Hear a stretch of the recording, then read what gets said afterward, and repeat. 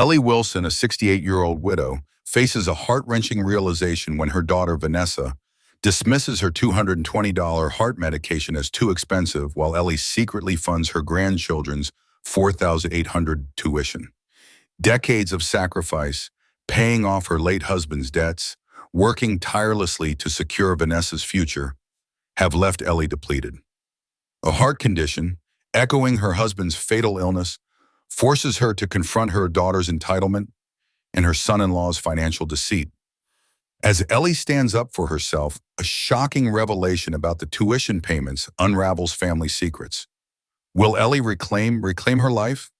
Or will familial bonds break under the weight of betrayal? If Ellie's journey of resilience and self-discovery moved you, please subscribe to our channel. Your support helps us share more powerful stories. Drop a comment about where you are watching from, and don't miss tomorrow's special tale. Click now to stay connected and keep the stories coming. The moment that nearly shattered my heart forever was the same moment I realized my daughter, Vanessa, cherished her designer handbag more than my survival. Standing in the gleaming kitchen of her sprawling Lakeview Estates home, I clutched a prescription for my heart medication, my hands trembling not just from my worsening condition, but from the weight of her indifference. Vanessa, engrossed in her phone, barely glanced up as she dismissed the $220 cost of my pills as too expensive for this month. Her manicured nails tapped the screen, her face serene, as if my life were a minor inconvenience compared to her curated social media feed. Just 20 minutes earlier, I'd wired $4,800 to Westlake Academy for her twins' quarterly tuition.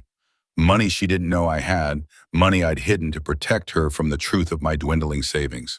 The sting of her words cut deeper because I'd spent decades shielding her from financial worry, only to stand here now, begging for help, feeling like a stranger in her world. My name is Ellie Wilson, though everyone calls me Ellie. At 68, my hands tell the story of a life spent laboring since I was 15. Calluses mark my palms, earned from years scrubbing floors at Meadowbrook Hospital, where I rose from janitor to head of custodial services before retiring 5 years ago. It wasn't the glamorous life Vanessa imagined for her mother, but it was honest work that kept us fed after my husband, Thomas, died of a heart attack 22 years ago. Thomas was a dreamer, always chasing grand schemes that never materialized. When he collapsed at 46, he left behind a 17-year-old daughter, a pile of broken promises, and no life insurance, because, as he'd always said, it was too expensive. That phrase haunted me, echoing through the years as I faced the bitter irony of his choices. After his funeral, I discovered we were drowning in nearly $70,000 of debt, credit cards, personal loans, a second mortgage he'd taken out in secret. The bank was poised to seize our modest Cedar Heights home, and Vanessa, preparing for her senior year, dreamed of attending Westridge University, a private college with a price tag that made my heart race even then. That night, I made a vow that shaped my life. Vanessa would never know about the debt. She wouldn't grow up with the gnawing anxiety I'd felt as a child, listening to my parents whisper fight over which bill to pay. She would attend her dream school and have the opportunities I never did. So I took on extra shifts at the hospital, cleaned offices after hours, and worked weekends at a diner. For years, I survived on 4 hours of sleep, my body aching, my hands trembling from exhaustion. When Vanessa asked why I was never home, I said I was building a better future. When she grumbled about eating spaghetti 3 nights a week, I reminded her that her tuition was paid. By the time she graduated with a business degree, I'd cleared most of Thomas's debt and covered her education. My back screamed with pain, my hands shook with early tremors, but seeing her walk across that stage in her cap and gown felt like a fleeting victory. 6 months later, Vanessa married Brandon Reynolds, a charismatic man from a wealthy family with ties to real estate. I was overjoyed for her. Unlike Thomas, Brandon had the financial cushion to support his ambitions. They bought a stunning home in Lakeview Estates, the kind of place Thomas and I used to drive by on Sundays, marveling at houses we could never afford. When their twins, Parker and Penelope, were born 3 years later, Vanessa called me in tears, overwhelmed. "Mom, I can't do this alone. Brandon's always traveling, and the nanny isn't enough. I need you." By then, I'd settled into a modest apartment across town, My first home free of Thomas's financial ghosts. I'd started to carve out a life for myself. Friends from the hospital, a book club, painting classes where I discovered a quiet joy in watercolors. But Vanessa's plea tugged at my heart. So I packed up my life and moved into their guest house, a converted pool house far grander than my apartment. The arrangement seemed practical. I'd help with the twins, live rent-free, and Vanessa would focus on her interior design business. What we didn't discuss was that I'd also become their cook, cleaner, launderer, and errand runner, enabling Brandon's real estate ventures and Vanessa's social media empire of perfect rooms and perfect children. I told myself it was temporary, just until the twins started school. But then Vanessa and Brandon decided only Westlake Academy would do for their education, with its sky-high tuition and unmatched college placement rates. When Vanessa saw the contract, her face crumpled, and she chewed her lip like she did as a child when she wanted something she shouldn't ask for. "Mom, we're stretched thin. Brandon's new project has tied up our cash, and my business is still growing." I knew what she was asking. I'd been saving every penny of my pension, dreaming of a small retirement cottage by Lake Merrill, where I'd paint and host the twins on weekends. But looking at Parker's eyes, so like Thomas's, and Penelope's smile, a mirror of my mother's, I couldn't refuse. "How much?" I asked. Vanessa's relief was palpable. "Just the first year," she promised. "Once Brandon's project sells, we'll handle it." That was 4 years ago. Every quarter since, I've drained my savings to cover their tuition, each transfer chipping away at my retirement dreams. Vanessa always had an excuse: a market slump, home renovations, a can't-miss business opportunity. Meanwhile, I stopped painting, quit the book club, and couldn't afford the gas to visit friends. I was too ashamed to admit I couldn't even buy a paperback. What Vanessa didn't know, what no one knew, was that my health was crumbling. It started with shortness of breath, then chest pains I brushed off as indigestion. When I nearly fainted pushing the twins on park swings, I finally saw Dr. Hansen. "Ellie, your heart's overworked," he said gently after tests. "It's similar to Thomas's condition, but we have better treatments now. With medication and lifestyle changes, you can manage it." He handed me a prescription and pamphlets on heart-healthy diets. I nodded, but my mind raced, calculating the cost against my depleted savings after the twins' latest tuition payment. Thomas's voice whispered in my head, "Too expensive." For the first time, I understood his denial. When you're juggling everyone else's needs, your own feel negotiable. I filled the prescription the first month, grimacing at the $220 price. The second month, I skipped it to buy the twins' school supplies, backpacks, art materials, special gym shoes. By the third month, my symptoms worsened. My ankles swelled, stares left me breathless, and one night I woke feeling like an elephant was crushing my chest. Desperate, I approached Vanessa in her pristine kitchen, prescription in hand, as she scrolled her phone beside her Hermes bag. "Vanessa, honey, I need a small loan," I said, my voice wavering. "My heart medication's $220 and my pension's 2 weeks away." She looked up, irritation flashing in her eyes. "Mom, we just replaced the pool heater. Almost $5,000. Brandon will flip if I touch the household account again." I stared at her bag, where 6 months of my pills, at her state-of-the-art refrigerator, at her freshly highlighted hair from her $200 salon visits. "It's just until my pension," I pleaded. "I'm not well without it." She sighed, rolling her eyes. "Mom, you're so dramatic. Just skip a month. Dad lived with his heart condition for years without meds." Her words sliced through me. She didn't know or didn't care that Thomas hadn't lived. He'd merely survived until his heart gave out, collapsing in agony before us. In that moment, a lifetime of sacrifice buckled under the weight of her callousness. I thought of the tuition I'd paid that morning, money from my emergency fund. I thought of Thomas's final gasps, of the years I'd shielded Vanessa from financial fear. And for what? So she could dismiss my life as not worth $220? "Actually," I said, my voice steady despite the storm inside, "your father died because he ignored his health and our finances. I've spent 20 years ensuring you never face the choices I did, including this morning, when I paid $4,800 for the twins' tuition." Vanessa's head jerked up, shock widening her eyes, not at my health, but at the money she didn't know I had. "What tuition payment? Brandon said his parents were covering this quarter.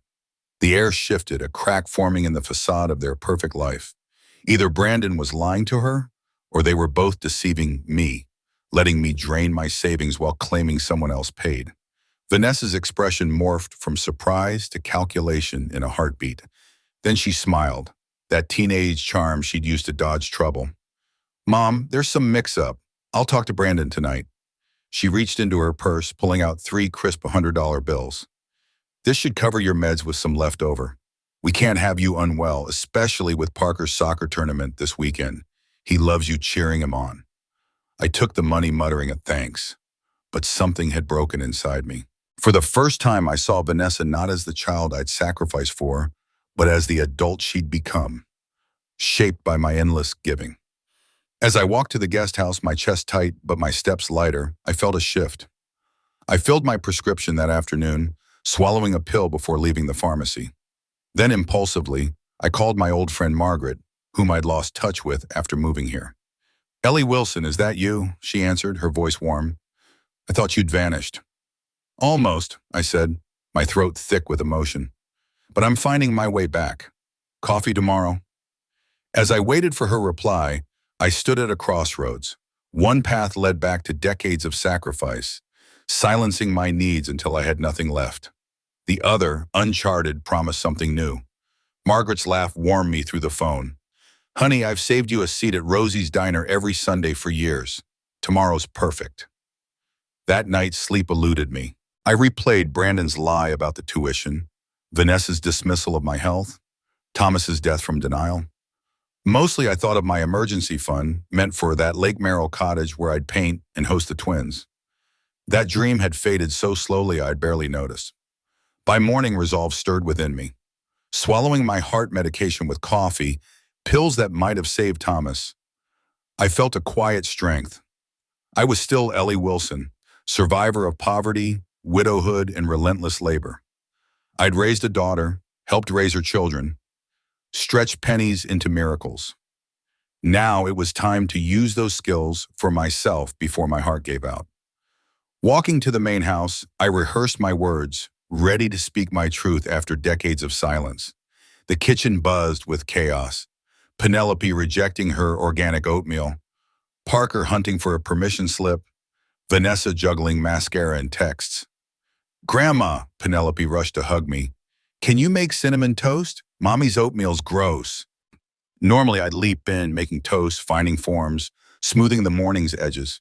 Instead, I hugged her and said, "Sweetie, Grandma needs to talk to Mommy about something important.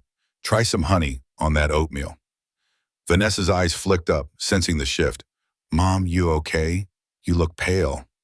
Maybe I'd seen a ghost, the woman I'd been before I buried my dreams. "We need to talk," I said firmly, "about the tuition, Brandon's parents, and why you let me drain my retirement while lying about who paid." Vanessa's mascara wand froze. The twins glanced up, feeling the tension. Before she could answer, Brandon strolled in, pristine in his suit, unaware of the storm about to upend his carefully crafted world. The morning sun filtered through the expansive windows of Vanessa and Brandon's sleek, modern kitchen, casting a warm glow over the Italian marble countertops that gleamed with a cold, untouchable elegance. I stood there, heart pounding like a drum in my chest, watching Brandon stride in with his usual confident swagger. "Morning, family," he called out, his voice bright and practiced, as he plucked a shiny red apple from the fruit bowl on the island. The casual ease of his tone grated against the weight I'd been carrying for years. "Mom, don't forget the twins have early dismissal today for teacher conferences. Vanessa's got that charity luncheon, so you'll need to pick them up at noon." He didn't glance my way, didn't ask if I had plans, didn't pause to consider that my day might hold anything beyond their needs. It was as if my time, my energy, my very existence were theirs to command, like the money I'd funneled into their lives without question. I swallowed hard, my pulse hammering in my ears, but I forced my voice to stay steady. "Actually," I said, the words slicing through the morning's cheerful facade, "I have an appointment today. And we need to have a family meeting tonight about the twins' tuition. I've been covering the payments for 4 years now, and it's time we talked about why Brandon told you his parents were paying this quarter when I transferred the money yesterday." The kitchen fell silent, the kind of heavy, suffocating quiet that follows a thunderclap. Brandon's easy smile, the one he wielded like a weapon in his real estate deals, flickered and then vanished, leaving his face stark and unguarded. Vanessa, standing by the coffee maker, froze, her cheeks flushing a deep crimson. I couldn't tell if it was shame or fury, maybe both. Her manicured fingers tightened around her mug, and I felt a pang of something like pity for her, quickly drowned by the resentment that had been simmering in me for years. The twins, Parker and Penelope, glanced up from their cereal bowls, their small faces creased with confusion at the sudden tension. "Kids," Brandon said, his voice tight, barely concealing the edge of panic. "Go finish getting ready for school in your rooms." Now, the twins scurried off, their footsteps echoing in the cavernous house, leaving behind a silence that felt like the calm before a storm. I braced myself, my hands trembling slightly as I gripped the edge of the counter. Part of me, the part that had spent decades smoothing over conflicts, swallowing my own needs to keep the peace, wanted to backtrack, to apologize, to make this easier for them. But the pressure in my chest, the literal and figurative weight of my failing heart, anchored me to my resolve. This wasn't just about the money, though. The $70,000 I'd poured into Westlake Academy over 4 years was no small sum. It was about my life, the one I'd let slip away while I played the role of dutiful mother, grandmother, and invisible servant in their perfect world. "Ellie," Brandon said, switching to my first name in that condescending tone he used when he wanted to reassert control, "I think you have misunderstood something. My parents contributed to a college fund for the twins. That's probably what Vanessa was referring to." His words were smooth, polished, the kind of half-truth he'd built his career on. Vanessa nodded too quickly, her eyes darting to him for reassurance. "Exactly, Mom," she said, her voice a little too bright, like she was auditioning for one of her Instagram reels. "I never said they were paying this quarter's tuition directly."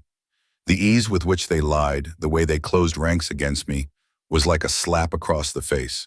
These were the people I'd given everything for: my savings, my time, my health. I'd raised Vanessa to never know the grinding poverty I'd clawed my way out of. And I'd poured my heart into her children, living in their pool house like some forgotten guest while they built their empire of appearances. "Stop," I said, raising a hand, my voice sharp enough to cut through their excuses. "Just stop. I have the transfer confirmations from my account to Westlake Academy every quarter, without fail, for 4 years. That's over $70,000 I've paid while raising your children and living in your guest house, all while you told me you couldn't afford it. And when I asked for $220 for medication to treat the same heart condition that killed Thomas Vanessa, you told me it was too expensive, while carrying a handbag that cost more than my monthly pension." Vanessa's face crumpled, a flicker of shame passing through her eyes. But Brandon's expression darkened, his jaw tightening. "No one asked you to pay the tuition, Ellie," he said, his voice cold, calculated. "That was your choice. We would have figured something out." The audacity of it stole my breath. "Would you?" I shot back, my voice rising despite my efforts to stay calm. "Because I've been waiting for you to figure something out for 4 years while you renovate vacation homes and buy luxury cars." Brandon shifted, his eyes narrowing as he slipped into damage control mode, the smooth-talking salesman preparing to close a deal. "Look, we're family," he said, his bright tone softening, coaxing. "We support each other. If you're having financial difficulties, we can discuss a monthly stipend to cover your medical needs." A stipend. The word landed like a bitter pill, sour and humiliating. A stipend for the woman who'd been the backbone of their household, who'd sacrificed her savings, her health, her very identity to keep their lives running smoothly. "A stipend?" I repeated, the word tasting like ash. "For the woman who's been paying private school tuition while you build your brand on appearances? While you let me believe you couldn't afford your own children's education?" Vanessa stepped forward, her expression softening into the rehearsed sympathy she used in her social media posts about mindfulness and gratitude. "Mom, we appreciate everything you do for us. You know we do. But you chose to help with the tuition. You offered because you said it was temporary." "Temporary?" My voice cracked, the anger and hurt I'd buried for years spilling over. 4 years ago, you said it was just until Brandon's project sold. How many projects have you sold since then, Brandon? How many commissions have you collected while I've been draining my savings? The silence that followed was deafening. Brandon stared at the countertop, unable to meet my eyes, his fingers tracing the edge of the marble, as if it could shield him from the truth. Vanessa bit her lip, a childhood habit that betrayed her discomfort, her inability to face the reality of what they'd done. Finally, Brandon spoke, his voice low, measured. We should have been more transparent about our finances. That's on us. But Ellie, you have to understand, appearances matter in my business. The house, the cars, Vanessa's social media presence. It's all part of the image that brings in clients. I felt a cold clarity settle over me. You're building something, I said quietly, at my expense. Vanessa's eyes widened, and she jumped in, her voice desperate. We were going to pay you back, Mom. Once Brandon's lakefront development is completed, the returns will be enough to cover everything you have contributed and set you up for a comfortable retirement. I'd heard those promises before from Thomas, my late husband, for 20 years. Always the next deal, the next big break, while life slipped by and debts piled up. I don't want promises, I said, my voice steady despite the storm raging inside me. I want my life back. I'm 68 years old with a heart condition. I don't have time to wait for your next success. I reached into my pocket and pulled out a folded piece of paper, a listing I'd printed at the pharmacy yesterday after filling my prescription. It was for a modest one-bedroom cottage on the outskirts of Lake Merrill, not the lakefront dream I'd once imagined, but something I could afford if I stopped paying the twins' tuition. This is where I'll be moving next month, I said, sliding the paper across the counter. The twins are welcome to visit on weekends. I'll always be their grandmother, and I'll always love them more than anything. But I won't be your live-in childcare anymore, and I won't be funding their education. Brandon barely glanced at the listing, his face a mask of disbelief. You can't be serious. Where are we supposed to find quality childcare on short notice? Do you know what a full-time nanny costs in this area? The irony was almost suffocating. He was standing in a kitchen renovated for $75,000, more than I'd earned in my best years as a hospital manager, worrying about childcare costs while I'd been doing it for free. I imagine it costs about what you've been saving by having me do it, I replied, my voice calm but cutting. Vanessa's composure shattered. So you're just abandoning us after everything we've done for you? She demanded, her voice rising. Everything you've done for me? I echoed, incredulous. Vanessa, what exactly have you done for me in the last decade? You gave me a place to live in your pool house, included me in your family as an unpaid servant. Without you, I'd have my savings, my friends, my hobbies, my health, things I've neglected while prioritizing your needs. I turned to leave, my heart pounding but my resolve unshaken. At the doorway, I paused. I'm going to my doctor's appointment, then meeting an old friend for coffee. I suggest you use this time to figure out your childcare situation and maybe explain to your children why appearances matter more to you than honesty. As I walked back to the pool house to grab my purse, my phone buzzed with a text. I braced for Vanessa or Brandon, already launching their campaign to guilt me back into compliance. Instead, it was Margaret, my old friend. Can't wait to see you, Ellie. I've missed your laugh. The words stopped me in my tracks. When was the last time anyone had missed my laugh? When was the last time I'd laughed without the weight of their expectations crushing me? I couldn't remember. But as I backed my old sedan out of the driveway, leaving behind the beautiful prison I'd helped build, I felt a flicker of something I hadn't known in years. Hope. My chest, for the first time in ages, didn't feel tight. My hands trembled on the steering wheel, not from fear, but from the shock of finally standing my ground after 20 years of carrying their burdens in silence. I pulled into the parking lot of Meadowbrook Medical Center, the familiar white building with its blue-tinted windows looming like a second home.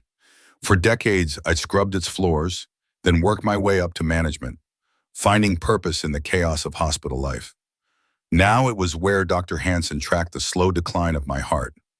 I sat in my car trying to steady my breathing as my phone buzzed relentlessly. Vanessa's name flashing across the screen, then Brandon's. I silenced it and slipped it into my purse. Their crises could wait. For once, my health came first. Inside, Judy, the receptionist, greeted me with a warm smile. Ellie, so good to see you're keeping your appointment this time. Dr. Hansen was worried when you canceled the last two. Shame washed over me. I'd skipped those appointments for Parker's science fair and Penelope's dance recital, prioritizing their milestones over the checkups that could determine if I'd live to see them grow up. I'm trying to do better, Judy, I said, signing in. No more cancellations. Dr. Hansen's face was grave as he reviewed my vitals. My blood pressure was dangerously high, and the echocardiogram showed my heart struggling more than it had 3 months ago. Ellie, he said gently, have you been taking the medication consistently? I shook my head, admitting the financial strain and my irregular usage. His expression darkened. This isn't optional treatment. Your heart is working too hard.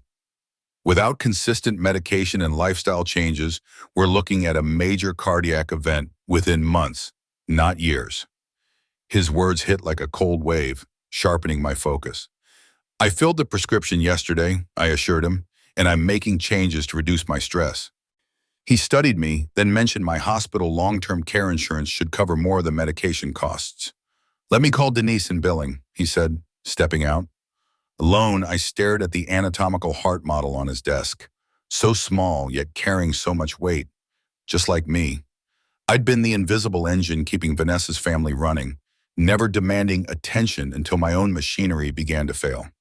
When Dr. Hansen returned, his expression was puzzled. Ellie, Denise says you opted out of the extended benefits package during your retirement processing. There's a form with your signature declining the additional coverage. My stomach dropped. I didn't remember signing that. My retirement had been a blur. Vanessa was pregnant with the twins, and Brandon had offered to handle my paperwork to simplify things. He was an insurance broker. The realization hit like a betrayal. Brandon, I whispered, the pieces falling into place. Hansen's face remained neutral, but his eyes betrayed concern. We can file for reconsideration based on medical necessity, he said, handing me a bag of medication samples. This should get you through the next month. And Ellie, whatever's going on, your health has to come first now. Your heart can't take much more neglect. I clutched the bag, gratitude mingling with regret. How had I let it come to this? Thank you, Richard, I said, using his first name as I had when we were colleagues. I'm making changes, starting today. As I left, my phone showed 17 missed calls from Vanessa, 5 from Brandon, and a text from the twins' school. They'd been waiting at early dismissal for 45 minutes. Guilt surged. I'd forgotten in the chaos of the morning. My finger hovered over Vanessa's number, the old instinct to fix everything kicking in. Then I remembered their anger, their dismissal of my health, their lies. I called the school instead. This is Ellie Wilson, Parker and Penelope's grandmother, I said. I'm sorry, but I can't pick them up today. Their parents will need to make arrangements. The secretary's surprise was palpable. I'd never failed them before. We'll contact Mr. and Mrs. Reynolds, she said. As I hung up, a text from Vanessa appeared. Where are you? The school is calling me, and I'm in the middle of the charity luncheon. I can't believe you would do this to the kids. No concern for me, just frustration that I'd disrupted her schedule. I didn't reply him on. Instead, I drove to Rosie's Diner where I was meeting Margaret, an hour early to gather my thoughts. The diner hadn't changed. Red vinyl booths, chrome-edged tables, checkerboard floor. The waitress brought me coffee, saying, Margaret called ahead. Said you'd need this. She'll be here soon, about 30 minutes early. I thanked her, wrapping my hands around the mug, staring out at the parking lot as my phone buzzed with ignored messages. Margaret arrived, her silver hair stylishly bobbed, her warm brown eyes unchanged. Ellie Wilson, she said, squeezing my hand across the booth. You look the same and completely different. I laughed, the sound rusty but real. That's exactly how I feel. Margaret had been my rock for 30 years, from our days as hospital janitors to raising our kids as single mothers. I drifted away, too consumed by Vanessa's household to maintain our friendship. I've missed you, I said. She nodded, her eyes kind but perceptive. I've missed you too, but I knew you'd find your way back when you were ready. Something's happened. Want to tell me? The story poured out, the tuition payments draining my savings, my worsening heart condition. their callous dismissal of my needs in the morning's confrontation. Margaret listened, nodding, squeezing my hand when my voice broke. When I finished, she paused, then said, "Do you remember what you told me when I was killing myself working 3 jobs after Harold died? When I was so determined Samantha would have the same opportunities as her friends?" I nodded, tears stinging my eyes. I'd told her she couldn't pour from an empty cup, that she had to take care of herself first. "You were right then, Margaret Vanessa, and you need to hear it now. You've given them everything. It's time to take your life back." Her words settled into me, a quiet permission to choose myself. For the first time in years, I felt seen, not as a means to an end, but as Ellie, someone with her own dreams, her own worth. As we sipped our coffee, I realized the cottage on Lake Merrill wasn't just a place to live. It was a chance to reclaim the life I'd let slip away, to laugh again, to live for myself. And as I sat there with Margaret, the weight in my chest began to lift, replaced by a fragile but growing sense of freedom. Over 2 decades ago, I struggled to recall the exact words you spoke, Margaret, but their weight has never left me. You looked me in the eye and said, "If you burn yourself out trying to give Samantha every little thing, you'll end up giving her nothing but a motherless life." Your voice was gentle but firm, cutting through my exhaustion like a lighthouse beam through fog. You made me promise to carve out one night a week for myself, to remember that my daughter needed me, alive, present, breathing, more than she needed another pair of ballet shoes or a new dress for the school recital. That conversation, though faded in detail, reshaped my world. It was a lifeline I didn't know I needed until you threw it to me. Margaret's eyes glistened now, brimming with tears she refused to let fall. "I listened to you, Ellie," she said, her voice thick with emotion. "I scaled back my hours. I taught Samantha what it means to work hard and value what you have because you understand its cost." She paused, her gaze distant yet warm, as if replaying a lifetime of choices. And now look at her, a nurse practitioner, raising 2 kids who appreciate everything they have because they know what it takes to earn it. Her pride was palpable, but so was the ache of years spent balancing love and sacrifice. I swallowed hard, a lump rising in my throat as I thought of my own life, the advice I'd given so freely but failed to heed. "I gave the same advice I couldn't follow," I admitted, my voice barely above a whisper. "I told others to put themselves first, but I've been running myself into the ground for Vanessa and the twins." Margaret's gaze sharpened, her resolve cutting through my self-pity. "It's not too late, Ellie." She said, her tone unwavering. "You stood up for yourself this morning. That's the first step. What's next?" My hands trembled slightly as I pulled out the listing for the cottage by Lake Merrill. The photo showed a modest, weathered house with a wraparound porch, nestled against the shimmering water. "I'm buying this," I said, my voice steadier than I felt. "It's small, simple, but it's close to the lake. I can paint again like I always wanted." The words felt like a confession, a dream I'd buried under years of obligation, now clawing its way to the surface. Margaret studied the listing, her lips curving into a warm, approving smile. "It's perfect, Ellie, absolutely perfect." But then the fear I'd been carrying since driving away from Vanessa's house surged forward, clawing at my resolve. "What about the twins?" I asked, my voice cracking.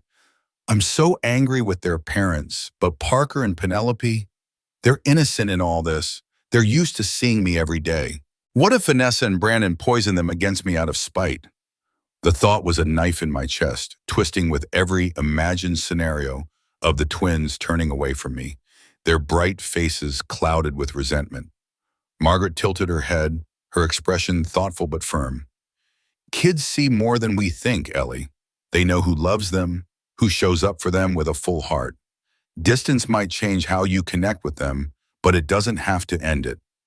She paused, letting her words sink in before delivering the harder truth. "And honestly, what kind of example are you setting by letting their parents walk all over you? Do you want Penelope to grow up thinking it's okay to exploit family? Or Parker to believe his grandmother's health matters less than his private school tuition?" Her words landed like a punch, knocking the air from my lungs. I'd been so focused on what I was giving the twins, money for school, daily care, a sense of stability, that I hadn't considered what I was teaching them, by letting their parents treat me like a doormat.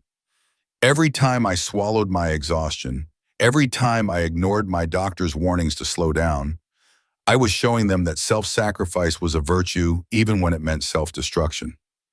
"You're right," I said softly, the realization settling like a stone in my stomach.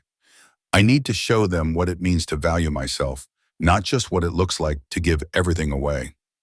Margaret grinned, her eyes sparkling with mischief as she flagged down the waitress and ordered us each a slice of apple pie, warm and fragrant with cinnamon. "Now tell me about this cottage," she said, leaning forward. "When can you move in?" For the next hour, we lost ourselves in practical plans. The cottage purchase, what furniture I'd need for its cozy rooms, how I'd handle the inevitable confrontation with Vanessa and Brandon when I told them I was done being their live-in help. Margaret offered her spare bedroom as a temporary haven during the transition, promising to help me move when the time came. Her generosity felt like a warm blanket on a cold night, wrapping around the parts of me that had felt invisible for so long.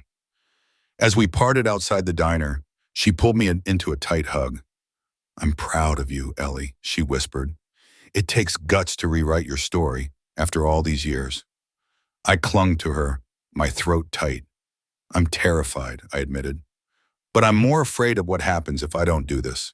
She stepped back, her hands on my shoulders, her eyes locking with mine. "That's wisdom, Ellie. Call me anytime, day or night. You're not alone." Driving back to Vanessa's, not home, I reminded myself, just a temporary stop, I felt a strange mix of lightness and dread. The weight of endless sacrifice had begun to lift, but the prospect of confronting decades of enabling behavior loomed like a storm cloud. The house was quiet when I arrived, Brandon's car gone, but Vanessa's white SUV sat in its usual spot, gleaming under the streetlights. I steeled myself as I approached the guest house, hoping to pack a bag before facing my daughter again. But Vanessa was waiting on the steps, her face streaked with tears, her usually impeccable appearance frayed, hair tangled, mascara smudged. "Where have you been?" she demanded, standing as I approached. "The school had to call Brandon from an important client meeting. Do you know how humiliating that was for him? For me?" I stepped around her, unlocking the guest house door with deliberate calm. "I had a doctor's appointment," I said evenly. "I told you that this morning." Her voice followed me, sharp and accusing. "You could have rescheduled. The kids were waiting, Mom. They thought you'd forgotten them." The guilt she'd wielded so effectively for years now felt like a dull blade, unable to cut as deeply as it once had. "I didn't forget them, Vanessa," I said, turning to face her. "I chose not to pick them up. There's a difference. You and Brandon are perfectly capable of managing your own children's schedules." She followed me inside, her voice rising with indignation. "What's gotten into you? First that ridiculous outburst this morning, and now this. If you're trying to punish us over some misunderstanding about tuition—" "This isn't about punishment," I interrupted, my voice firm but calm. "This is about me realizing I can't keep setting myself on fire to keep everyone else warm. My heart can't take it anymore. Literally."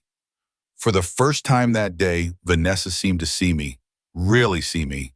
Her eyes flickered over my pale skin, the slight swelling in my ankles, the exhaustion etched into my posture. A flash of concern crossed her face, but it was quickly swallowed by defensive anger. "So you're just going to abandon us after everything we've done for you?" I met her gaze, unflinching. "What exactly have you done for me, Vanessa? Let me live in your guest house while I pay for your kids' tuition? Allowed me to cook and clean for your family while you build your business? Given me the privilege of raising your children so you and Brandon can maintain the lifestyle you think you deserve?" Her mouth opened, then closed, her usual quick retorts faltering. The silence stretched, heavy with the truth neither of us had spoken aloud before. Our relationship had become a transaction, and I was the one paying the price. Finally, she found her voice, but it was softer, laced with a cruelty she didn't seem to recognize. "We gave you a purpose, Mom. Without us, what would you even do? Sit alone in some depressing apartment with nothing but your TV?" The words hit like a slap, not because they were true, but because they revealed how she saw me, not as a woman with her own dreams, her own life, but as a tool to serve her family's needs. My heart ached, not just from my condition, but from the realization that my daughter had reduced me to a function, a means to an end. I had a life before you were born, Vanessa, I said, my voice steady despite the hurt. And I'll have one after I leave here. One with painting, friends, and taking care of my health so I can live long enough to enjoy it. She scoffed, but there was uncertainty in her eyes now. You're being dramatic. Your heart condition isn't that serious. Dad lived with his for years. The mention of her father was a low blow, and she knew it. Until he didn't, I said quietly. Your father died at 46 because he ignored his condition and refused to change his life. I'm 68, Vanessa. I don't have the luxury of pretending anymore. I turned to the bedroom, pulling a suitcase from the closet and beginning to pack. Clothes, toiletries, a few cherished photos. Each item felt like a small act of defiance, a step toward reclaiming myself. Vanessa watched from the doorway, her anger giving way to panic. Wait, you're leaving right now? What about dinner? The twins will expect you to help with their homework. I'm staying with Margaret tonight, I said, folding a sweater with deliberate care. I'll be back tomorrow to pack more and talk to the twins. They deserve to know why I'm moving out. Her voice rose, shrill with desperation. Moving out? Mom, you're overreacting. Yes, we should have been clearer about the tuition, but this isn't a reason to tear our family apart. I zipped the suitcase and set it on the floor, meeting her eyes. Our family dynamic, as you call it, only works if I keep sacrificing my health, my savings, my independence. I'm not willing to do that anymore. Tears spilled down her cheeks and she switched tactics, her voice trembling. The twins will be devastated. They adore you. How can you do this to them? The accusations stung, but I held my ground. I'm not doing anything to them. I'll still be their grandmother. I'll see them regularly, but I won't be their live-in caretaker anymore. Maybe this will give you and Brandon a chance to build stronger bonds with your own children instead of outsourcing their care to me. I picked up my suitcase, my resolve hardening. Vanessa's face twisted, her voice cold. If you leave like this, don't expect us to welcome you back when you realize how lonely you are without us. The irony of her words almost made me laugh. Lonely? I'd been lonely for years in her house, isolated from my friends, my passions, my sense of self, all to meet her endless demands. Instead, I said simply, I'll be back tomorrow to talk to Parker and Penelope. Please make sure they're home after school. As I walked to my car, Vanessa called after me, her voice breaking. Mom, you can't just walk away from your family. I turned back, exhaustion settling into my bones. I'm not walking away from my family, Vanessa. I'm walking toward myself. There's a difference. The drive to Margaret's was quiet. My phone turned off to shield myself from Vanessa's inevitable barrage of manipulative texts. The confrontation had drained me, but beneath the fatigue, a spark of freedom flickered. Fragile but undeniable. Margaret was waiting on her porch when I arrived, a glass of iced tea in hand, her bungalow a picture of warmth with its yellow trim and vibrant flower boxes. It was a home, I realized, not a sterile showcase like Vanessa's house, but a place where life was lived, not performed. You made it, Margaret said, coming down the steps to take my suitcase. I was about to send out a search party. I managed a tired smile. Had to face Hurricane Vanessa first. She looped her arm through mine, leading me inside. And you survived. That's worth celebrating. I opened a bottle of wine, unless it messes with your meds. One glass should be fine, I said, sinking into the cozy living room, though I might fall asleep halfway through it. Margaret laughed, her warmth wrapping around me like a hug. Then we'll save it for tomorrow. The guest room's ready, fresh sheets, new toothbrush in the bathroom. Everything else can wait until you've rested. Her simple kindness, clean sheets, a toothbrush, undid me. When was the last time someone had anticipated my needs instead of expecting me to anticipate theirs? Tears welled up, and I tried to blink them away, but Margaret noticed. Oh, Ellie, she said softly, her voice full of understanding. You've been carrying too much for too long. Her words broke the dam I'd built around my emotions, and the tears came. Not a dramatic sob, but a steady cleansing stream. She guided me to the sofa, her arm around me, as I wept for the years I'd lost, the dreams I'd buried, the self I'd let slip away to serve others. I don't even know who I am anymore, I whispered when the tears finally slowed. I've been Vanessa's mother, the twins' grandmother, for so long that Eleanor's gone. Margaret handed me a tissue, her gaze steady. She's not gone, Ellie. She's just been waiting for you to find her again. Later, after a simple dinner and a warm shower, I lay in Margaret's guest room, the narrow bed a stark contrast to the lavish one in Vanessa's guest house. But here, in this small, unassuming space, I could breathe. My phone buzzed and I almost ignored it, expecting another jab from Vanessa. Instead, it was a text from Parker, sent from her phone. Grandma, are you mad at us? Mom says you're not coming home tonight because we didn't clean our rooms good enough. I'm sorry. Please come back. My heart ached at the thought of Vanessa using her own children to manipulate me, making them believe they were to blame. I typed back carefully. Parker, I love you and Penelope more than anything. I'm not mad at you, and this has nothing to do with your rooms. I'm staying with my friend Margaret tonight because I need some rest. I'll see you tomorrow after school and explain everything. You didn't do anything wrong, I promise. P.S. It's well enough, not good enough. Don't forget your grammar, even in texts. His reply came instantly. Okay, love you. See you tomorrow. Mom says to tell you Penelope won't eat her breakfast if you're not here.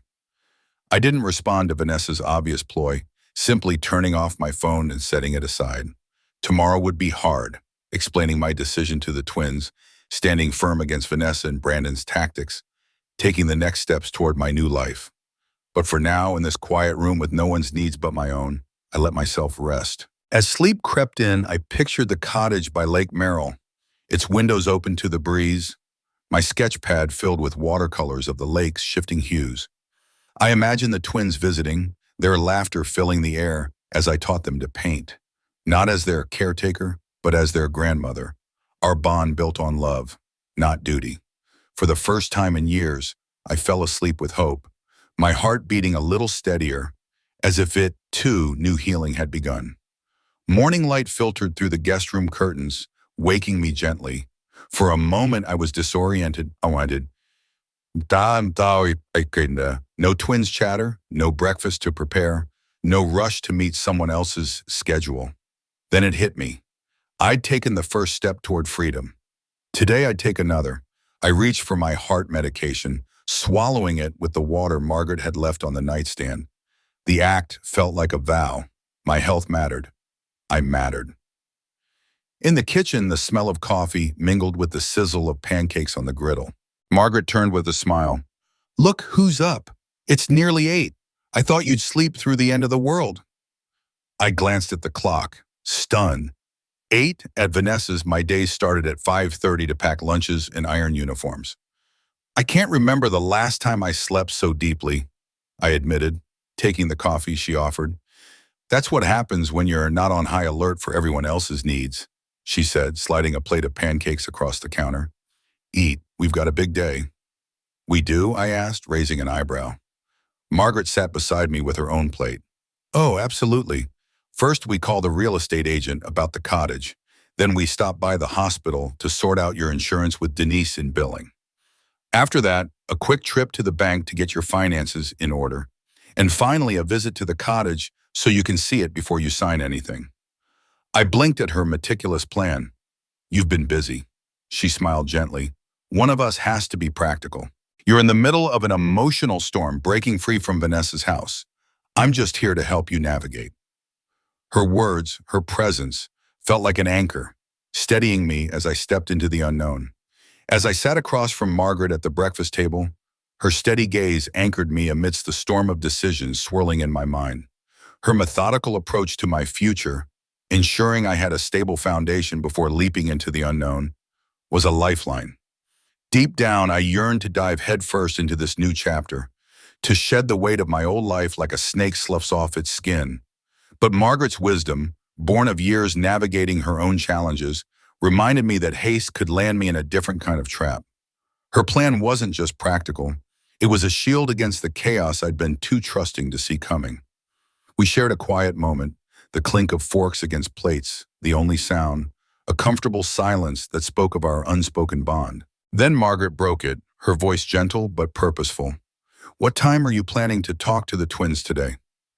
I glanced at the clock, mental calculations ticking over. They'll be home from school around 3:30.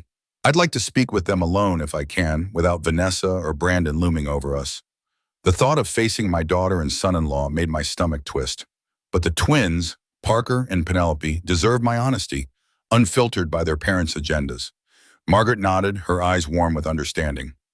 "We'll make sure you're back by then. For now," she said, reaching for her phone with a determined glint. "Let's call about that cottage while we finish breakfast." To my astonishment, the real estate agent picked up on the first ring, her voice bright with recognition. She remembered me in the little cottage by Lake Merrill, and her next words sent a jolt of hope through me. The owner was eager to sell, even willing to lower the price for a quick deal. When I mentioned wanting to see the property that day, she offered to meet us at noon. As I hung up, Margaret's triumphant smile mirrored the flicker of excitement in my chest. "See, Ellie? The universe is already working in your favor. Now finish those pancakes so we can tackle the hospital before the billing office gets swamped." The morning unfolded in a blur of action, each step pulling me closer to reclaiming my life. At the hospital, Denise, the billing officer who'd worked alongside Dr. Hansen for over a decade, confirmed the grim suspicion he'd raised. My insurance had been downgraded during my retirement processing, a clerical error that reeked of intent. Denise's face darkened as she leaned forward, her voice low and grave. "Ellie, if Brandon deliberately had you sign forms without explaining their impact, this could be insurance fraud." The word fraud hung heavy in the air, a cold accusation I wasn't ready to embrace. My son-in-law's face flashed in my mind, his easy charm, his quick deflections, and a sickening doubt gnawed at me. But I pushed it aside, shaking my head. "Let's focus on fixing my coverage first, if that's still possible." Denise's lips pressed into a thin line, her resolve mirroring my own buried determination. "Leave it to me. If Dr. Hansen says your condition requires extended coverage, we'll make it happen retroactively if need be." From the hospital, we headed to the bank, where a financial advisor's furrowed brow deepened as he reviewed my accounts. The quarterly tuition payments for the twins' private school had carved a devastating hole in my savings, leaving less than I'd feared, but still enough, just barely, to buy the cottage outright. Yet what troubled him more were the smaller, unfamiliar withdrawals. 200 here, 500 there, peppered across 2 years. "These weren't you?" he asked, circling the transactions on the statement. My heart sank as the dates aligned with memories of Vanessa's emergencies, her casual request to borrow my debit card when she'd forgotten hers. The advisor's voice hardened, his professional calm giving way to urgency.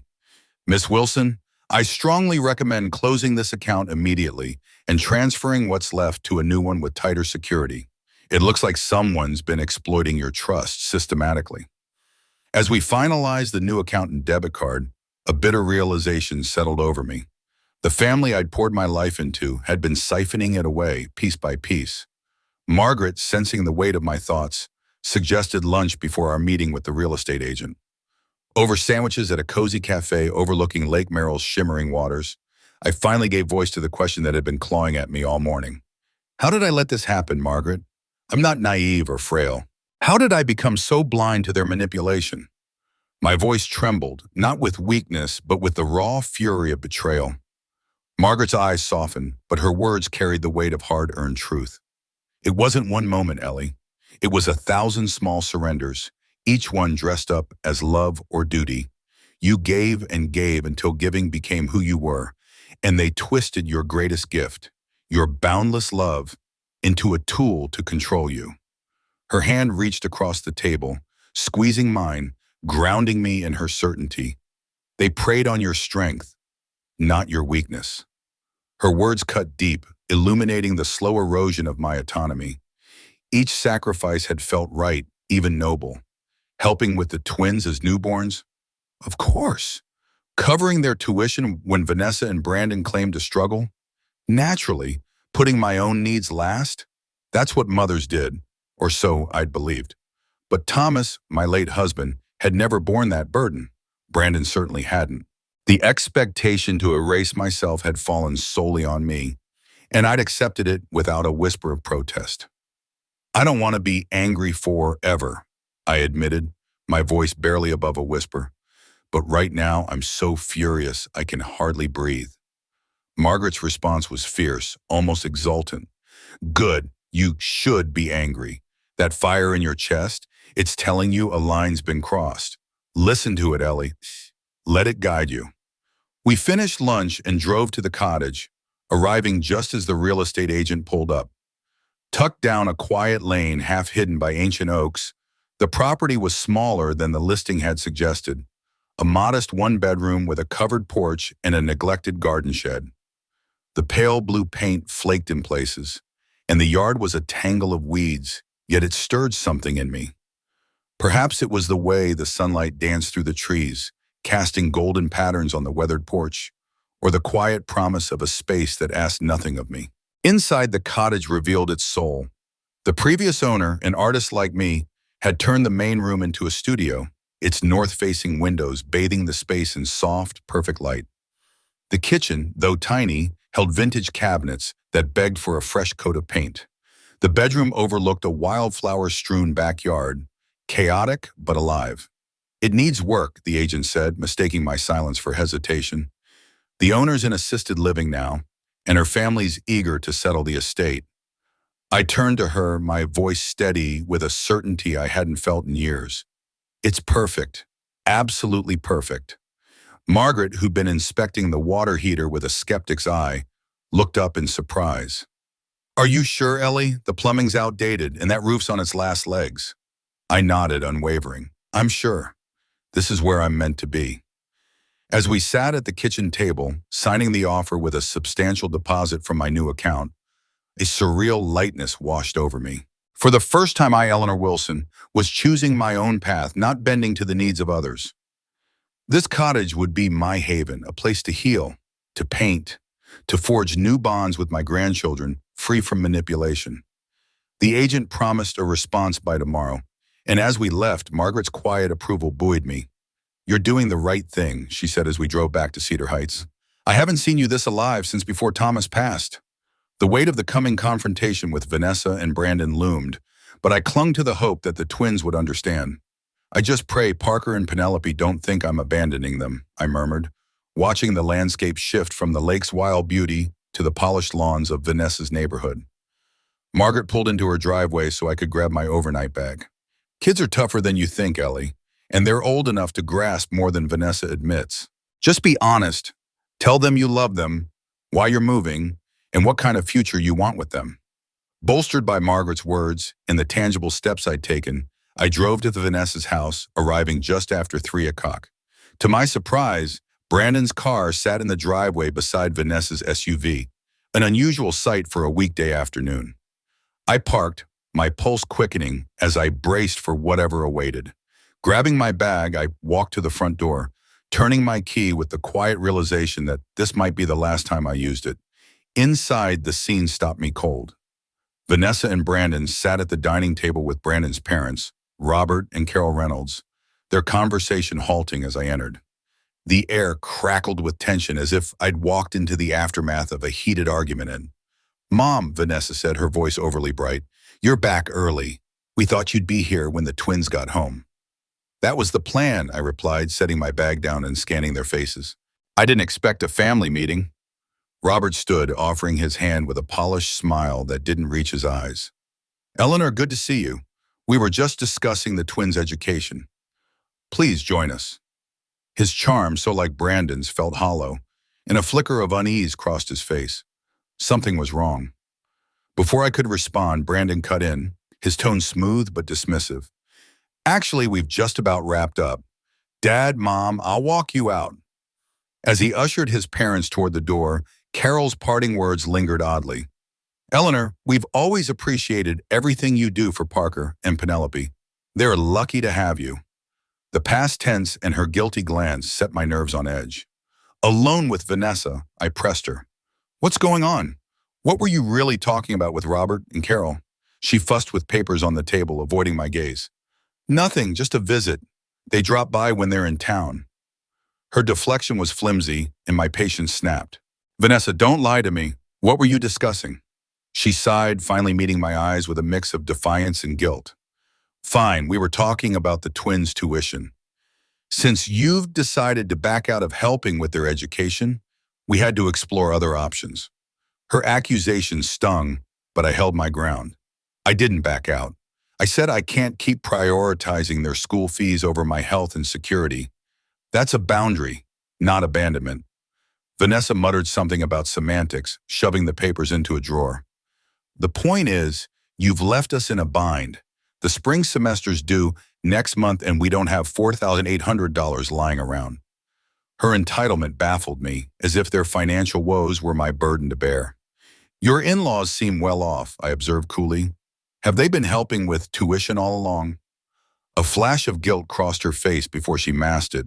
They pitch in when they can, but they have other grandchildren, and Robert's semi-retired. Before I could dig deeper, Brandon returned, his business smile back in place. All sorted, Dad gets the situation. I fixed him with a steady gaze. What situation exactly? His smile wavered. Just family matters, Ellie. Nothing for you to worry about. He glanced at his watch, deflecting. The twins will be here soon. Vanessa, didn't you have that 4 o'clock call? Vanessa seized the cue, grabbing her laptop. Right, I need to prep. Mom, the twins have been asking for you. There's cookie dough in the fridge. Maybe you could hang with them in the kitchen? Their audacity to nudge me back into the role of doting grandmother, as if the past day's confrontations hadn't happened, was almost laughable. No, I said, my voice firm. I'd like to speak with you both about my plans before the twins get home, specifically my living arrangements. Brandon's smile vanished. Ellie, we've all been stressed. Yesterday's words were hasty. There's no need to rush into changes. I held up a hand, cutting through his charm. I've made an offer on a cottage near Lake Merrill. If it goes through, I'll be moving within the month.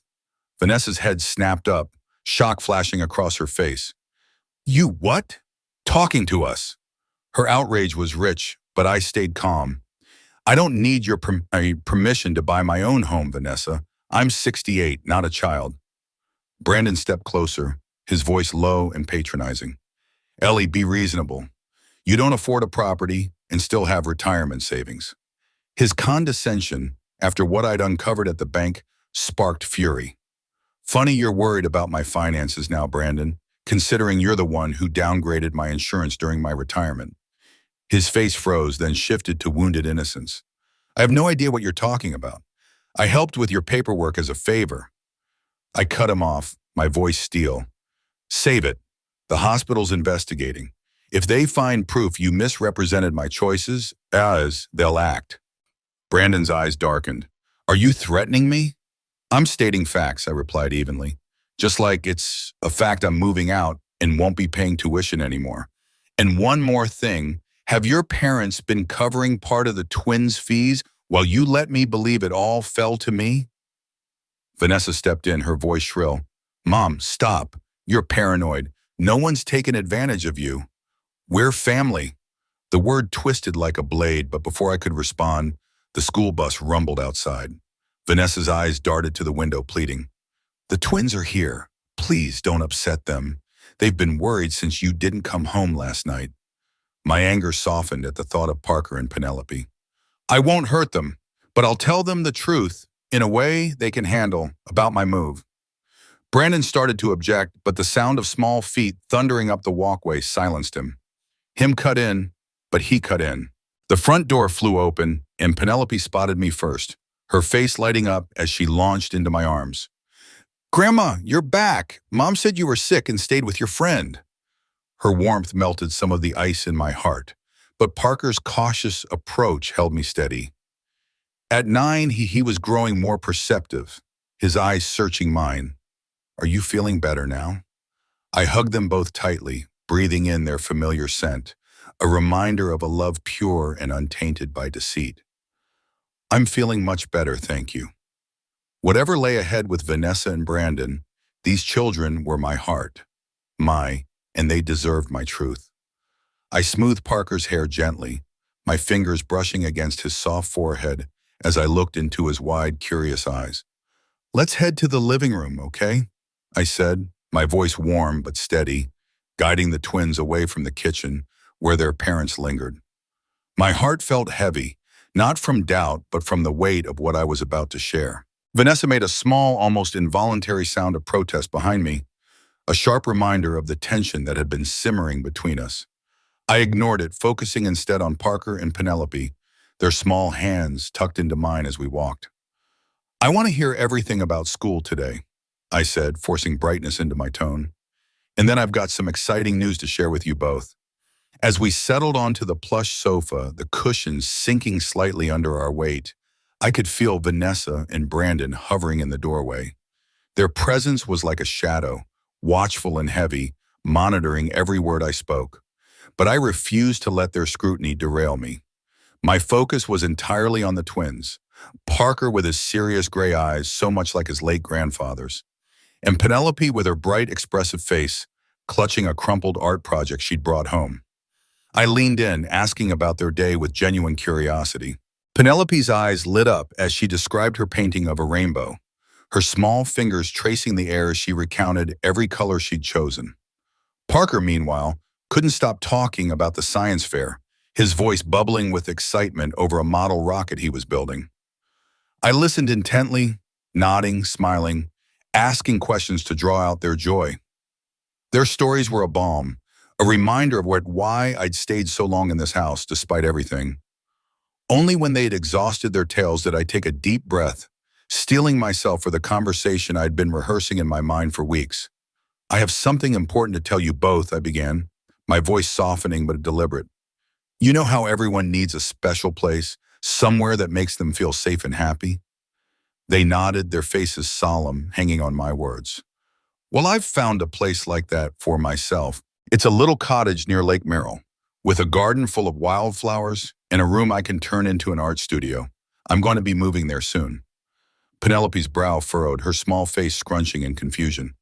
"But you live here with us," she said, her voice tinged with worry, as if the idea of my absence was a puzzle she couldn't solve. My heart ached at her words, but I kept my tone gentle, measured. "I've been living here to help your mom and dad take care of you," I explained, choosing my words with care. "But now that you're both getting so big and independent, it's time for me to have my own home again." Penelope's eyes widened, her voice shrinking to a whisper. "But who's gonna to make my lunch for school? Mom always finds in too much spinach."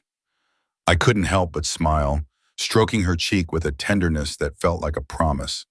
"I'll teach your mom my special sandwich recipe," I said, my voice warm with reassurance. "And the best part about having my own house is that you can come visit me. We can bake cookies together, paint by the lake, maybe even have sleepovers sometimes. Would you like that?" Penelope nodded slowly, her hesitation melting into a cautious hope. But Parker stayed quiet, his gray eyes studying me with an intensity that made my chest tighten. Those eyes, so much like Thomas's, carried a weight of understanding far beyond his years. "Is it because I didn't clean my room good enough?" Parker finally asked, his voice small but piercing. "Mom said you were mad because we're messy." The words hit me like a physical blow, the manipulation so blatant it made my heart ache.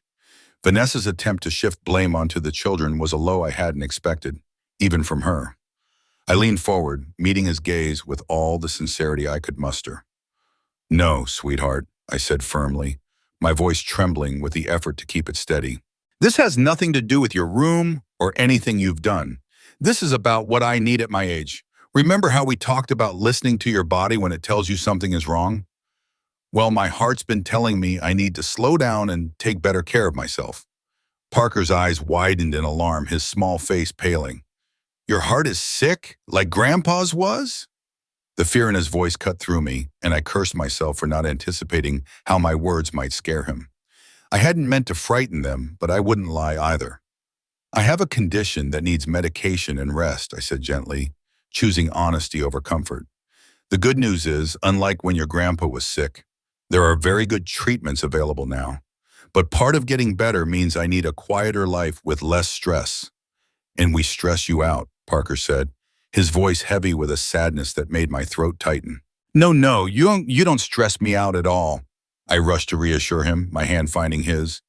"Being with you and Penelope is one of the greatest joys of my life. It's just that I've been doing too much, helping with the house, driving you to all your activities. Staying up late to finish chores. My body needs me to do less and rest more.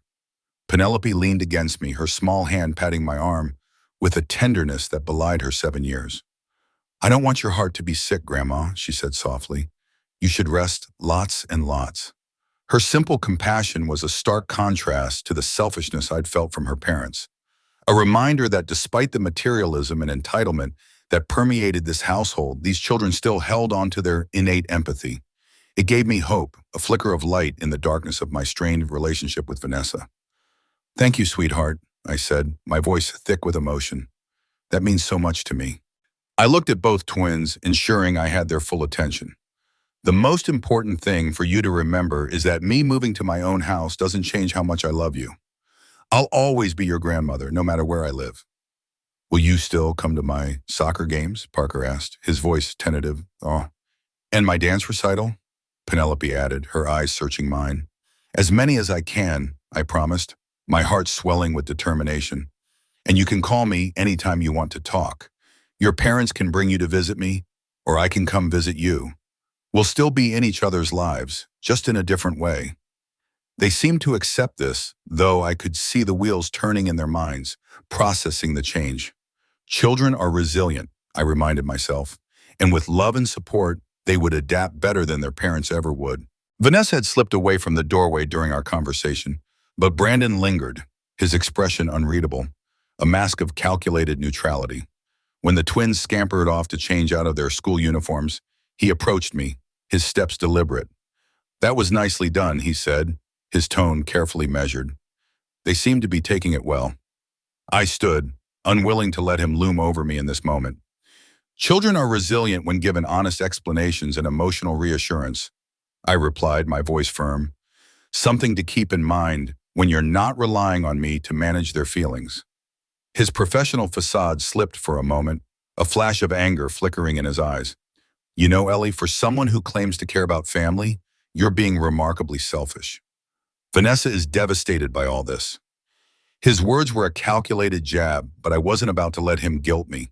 Is she devastated that I'm moving out, or that her financial arrangements are being disrupted? I countered, my voice sharp but controlled. If she truly values my presence, why did she tell the twins I was angry about their messy rooms? Why use them as emotional pawns? Brandon had no good response, his silence confirming what I already suspected. Instead, he pivoted, his tone softening into something almost conciliatory. Look, we all said things yesterday that were hurtful. What if we start fresh? You don't need to move out. We can adjust the financial arrangements to better respect your needs. Maybe a monthly stipend for your contributions to the household. The suggestion was so absurd, so patronizing, that I nearly laughed. The idea that I could be bought off like a child was insulting. But it also clarified just how little he understood me. Brandon, I said, my voice steady and unyielding, I'm not one of your clients you can smooth talk into a bad deal. My decision is made. I'm moving to the cottage, and I'll be handling my own financial affairs from now on. His expression hardened, a flicker of something dangerous in his eyes. Just remember, Ellie, family relationships are a two-way street. If you insist on this path, don't be surprised if access to the twins becomes complicated. The threat was barely veiled, and it struck at my deepest fear, losing my connection to Parker and Penelope. My blood ran cold, but I refused to let him see my fear. Are you threatening to keep my grandchildren from me if I don't continue supporting your lifestyle? I asked, my voice low and deadly calm. His eyes widened slightly, a crack in his composure suggesting he'd overplayed his hand. Of course not, he backpedaled. I'm just pointing out that logistics will be more challenging once you're living across town. We all have busy schedules. I held his gaze, unflinching. In that case, I should mention that I've kept copies of all my tuition payments to Westlake Academy over the past 4 years.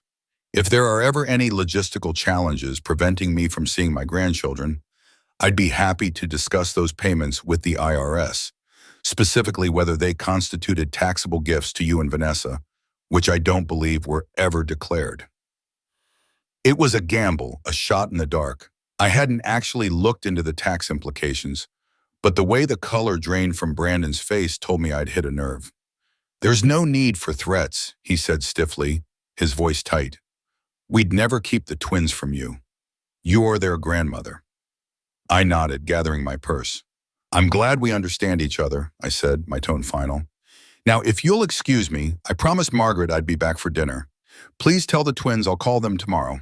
As I walked to my car, a torrent of emotions swirled within me. Grief for the fractured relationship with my daughter, worry for the twins growing up in such a materialistic world, but above all, an overwhelming sense of relief.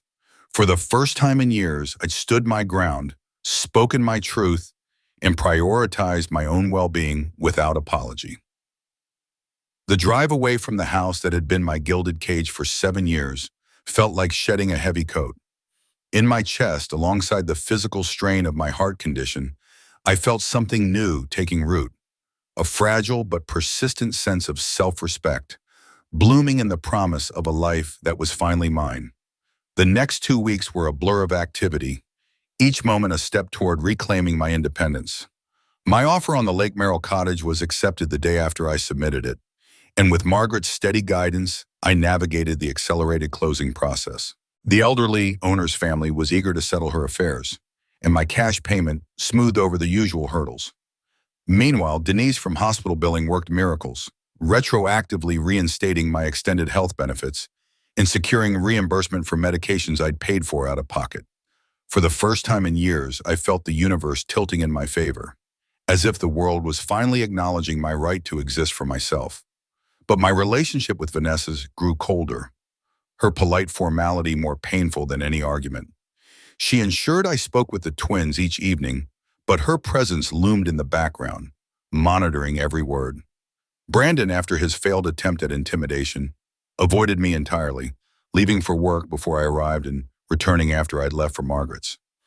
I spent most nights at Margaret's, returning to Vanessa's only to pack and spend time with the twins. The guest house, once my home, now felt like a sterile hotel room, impersonal, temporary, no longer mine. As I sorted through my belongings, I was struck by how little I'd accumulated that truly mattered. A few clothes, some books, a handful of photographs. My life reduced to essentials. The rest, the furniture, the kitchenware, the linens, all belonged to Vanessa and Brandon's curated vision of perfection. "You're traveling light into your new life," Margaret observed as she helped me pack. "That's not a bad thing."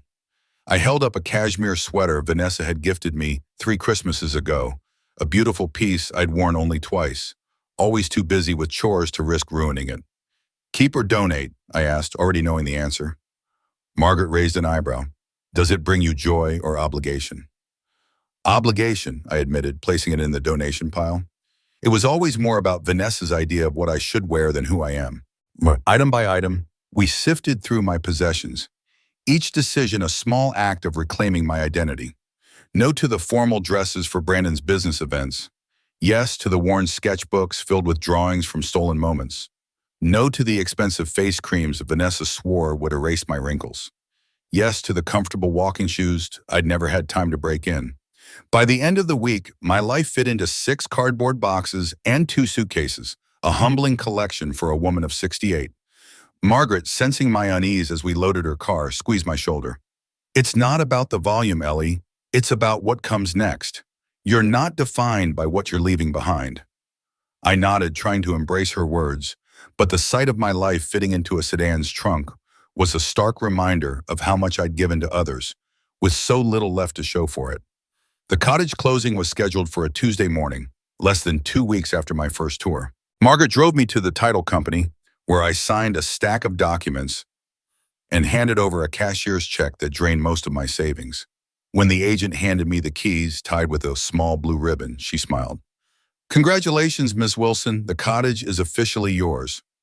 I stared at the keys, their weight heavy with both responsibility and freedom. Margaret snapped a photo, grinning. "Your first home that's truly yours," she said, showing me the image.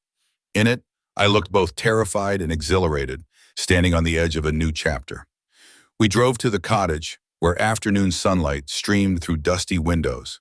Without the emotional haze of my first visit, I could see its flaws more clearly. The outdated plumbing, the aging roof, the groaning water heater. But these were problems I could solve, unlike the emotional maze of Vanessa's house. The bathroom's tiny, Margaret noted, but that clawfoot tub has charm. The kitchen needs an overhaul, I added, but I can make do with a hot plate for now. We moved through each room, measuring, planning. The north-facing studio needed only a deep clean and fresh paint. The bedroom, small but serene, had a window seat overlooking a wild backyard. The living room's built-in bookshelves begged for art books and novels I'd never had time to read. It's perfect, I said, meaning it despite the flaws. Absolutely perfect. Margaret consulted her list. I've arranged a cleaning crew for tomorrow, roof and plumbing inspections for Thursday, and my nephew Ryan to check the water heater. He's a contractor and owes me favors. I stared at her, overwhelmed by her thoughtfulness. You've done so much, I said. That's what friends do, she replied simply. You do the same for me. Her words struck a chord, reminding me of the friend I'd once been, before my energy was consumed by Vanessa's demands. In reclaiming my independence, I was also reclaiming my capacity to give to others on my own terms. That evening, I called the twins, bracing for another stilted conversation with Vanessa. To my surprise, her voice was artificially bright. Mom, we were just about to call you. The twins have exciting news. I could hear Parker and Penelope chattering in the background, their voices overlapping with enthusiasm. Put them on, I said, smiling despite the tension. I want to hear all about it.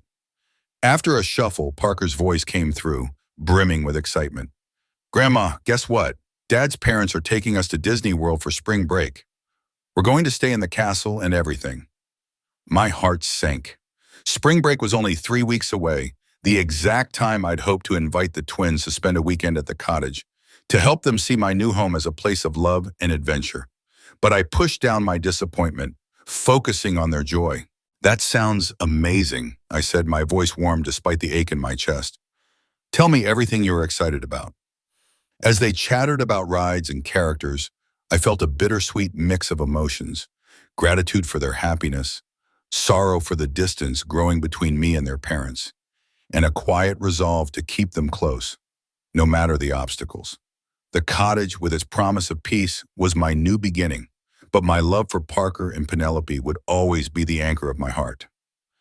A few days after settling into the cottage, I found myself grappling with a tangle of emotions, excitement for this new chapter, but also a quiet ache for the family ties that felt increasingly strained. The cottage, with its creaky floors and bare walls, was a blank canvas, a space I could shape entirely to my will. Yet as I stood in its modest living room, the silence felt both liberating and daunting, a reminder of how much I was leaving behind. When I spoke with my granddaughter Penelope on the phone, her voice bubbled with uncontained joy about their upcoming trip to Disney World. Grandma, we're going to meet all the princesses, she squealed, her words painting vivid images of sparkling tiaras and swirling dresses. Grandpa Robert says I can get a special dress for the princess breakfast. Her excitement was infectious, and I felt a surge of warmth imagining her twirling in a gown, her eyes wide with wonder. You'll be absolutely radiant, sweetheart, I said, pouring every ounce of enthusiasm I could muster into my voice, though a small part of me stung with the knowledge that I couldn't compete with the magic of Disney. Nor did I want to. This was her moment, a memory she'd carry forever, and I wanted her to savor every second. Make sure your mom snaps lots of pictures so I can see you shining when you get back. Our conversation danced through her plans, riding roller coasters, meeting characters, eating cotton candy until her cheeks were sticky. But beneath my cheerful responses, a quiet sadness stirred. These moments with Penelope and her twin brother, Parker, were precious, yet they felt fleeting, overshadowed by the growing distance between me and their mother, my daughter Vanessa. When Vanessa took the phone back, her tone was clipped, efficient. The kids are so excited, she said. Dad offered to take them as a surprise. He and Mom feel bad they haven't spent as much time with the twins as they'd like.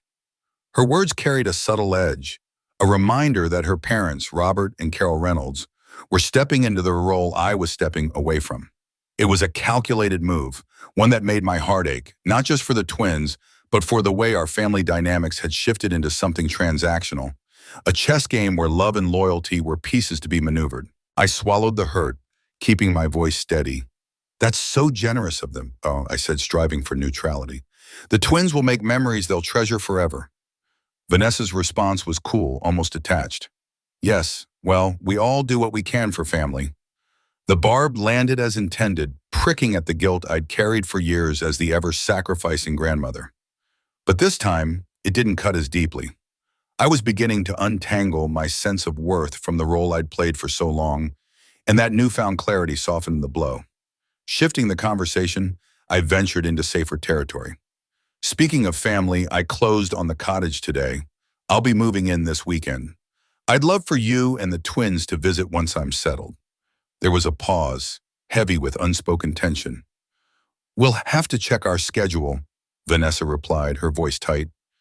Things are busy with Brandon's new development and the twins' activities. I nodded to myself, unsurprised but still stung by her dismissal. Of course, I said, keeping my tone warm but firm. Just let me know what works. And Vanessa, I want you to know my door is always open. Even if you're upset with me right now, you're still my daughter, and I love you. Another pause, longer this time, stretched across the line. Then, in a whisper so faint I almost missed it, she said, I have to go. The twins need their bath. The call ended, leaving me sitting on the edge of Margaret's guest bed, my new house keys cool and unfamiliar in my hand. The conversation left me steeped in melancholy, but not despair. There was a flicker of vulnerability in Vanessa's quiet goodbye, a crack in the wall of resentment she'd built. Maybe with time, we could rebuild something real, a relationship grounded in mutual respect rather than obligation. Margaret's soft knock on the door pulled me from my thoughts. Everything okay? She asked, her eyes searching mine. You look like you're carrying the weight of the world. I held up the keys, a small smile breaking through. Just processing. It's really happening. I'm really leaving. She sat beside me, her presence steady and grounding. Having second thoughts? She asked gently. I shook my head. Not exactly. It's more like grieving what I wanted my relationship with Vanessa to be while accepting what it is. Margaret nodded, her wisdom wrapping around me like a warm embrace. That's the hardest part of setting boundaries with family, mourning the dream while protecting yourself from the reality. Her words settled deep, affirming my resolve. I could love Vanessa fiercely and still choose myself. The next few days were a whirlwind of practical tasks. A cleaning crew swept through the cottage, banishing years of dust and neglect, revealing the charm beneath its worn surfaces. Margaret's nephew assessed the water heater, deeming it functional for now but in need of replacement soon. The roof inspector flagged a few areas for future repairs, but nothing urgent enough to derail my plans. The plumbing, though outdated, held up, with the bathroom marked as the priority for updates. By Friday, the cottage was clean and ready, a blank slate awaiting my touch. Margaret and I scoured discount furniture stores, carefully selecting the essentials: a sturdy bed frame and mattress, a small dining table with 2 chairs, a cozy reading chair for the living room, and basic kitchen supplies.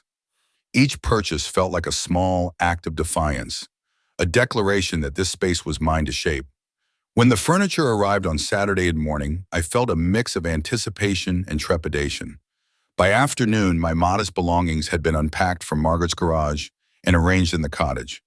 Standing in the sparsely furnished living room, I was struck by a sudden wave of panic. The space felt too empty, too quiet, too mine. After decades of living in spaces dictated by others' needs, first my husband's, then Vanessa's and the twins', the freedom to create a life on my terms was exhilarating but overwhelming. Margaret, ever perceptive, caught the flicker of doubt in my eyes. It looks bare now, she said, but you'll fill it with new memories, new treasures. Give it time. I nodded, clinging to her words, trying to see the potential in the emptiness rather than its starkness. I should probably go back to Vanessa's one last time, I said, my voice quieter than I intended, to say goodbye to the twins properly and pick up anything I missed. Margaret's brow furrowed with concern. Want me to come with you? I shook my head. This is something I need to do alone, but thank you for everything. She pulled me into a tight hug. Call me when you're back. I'll bring dinner, and we'll have a proper housewarming. The word home felt foreign when applied to the cottage. Not wrong, just untested, like a new pair of shoes yet to mold to my feet. The drive to Vanessa's was a tangle of emotions, sadness at the finality of this goodbye, determination to hold my boundaries, and a fragile hope that my departure might eventually pave the way for a healthier connection with my daughter and grandchildren.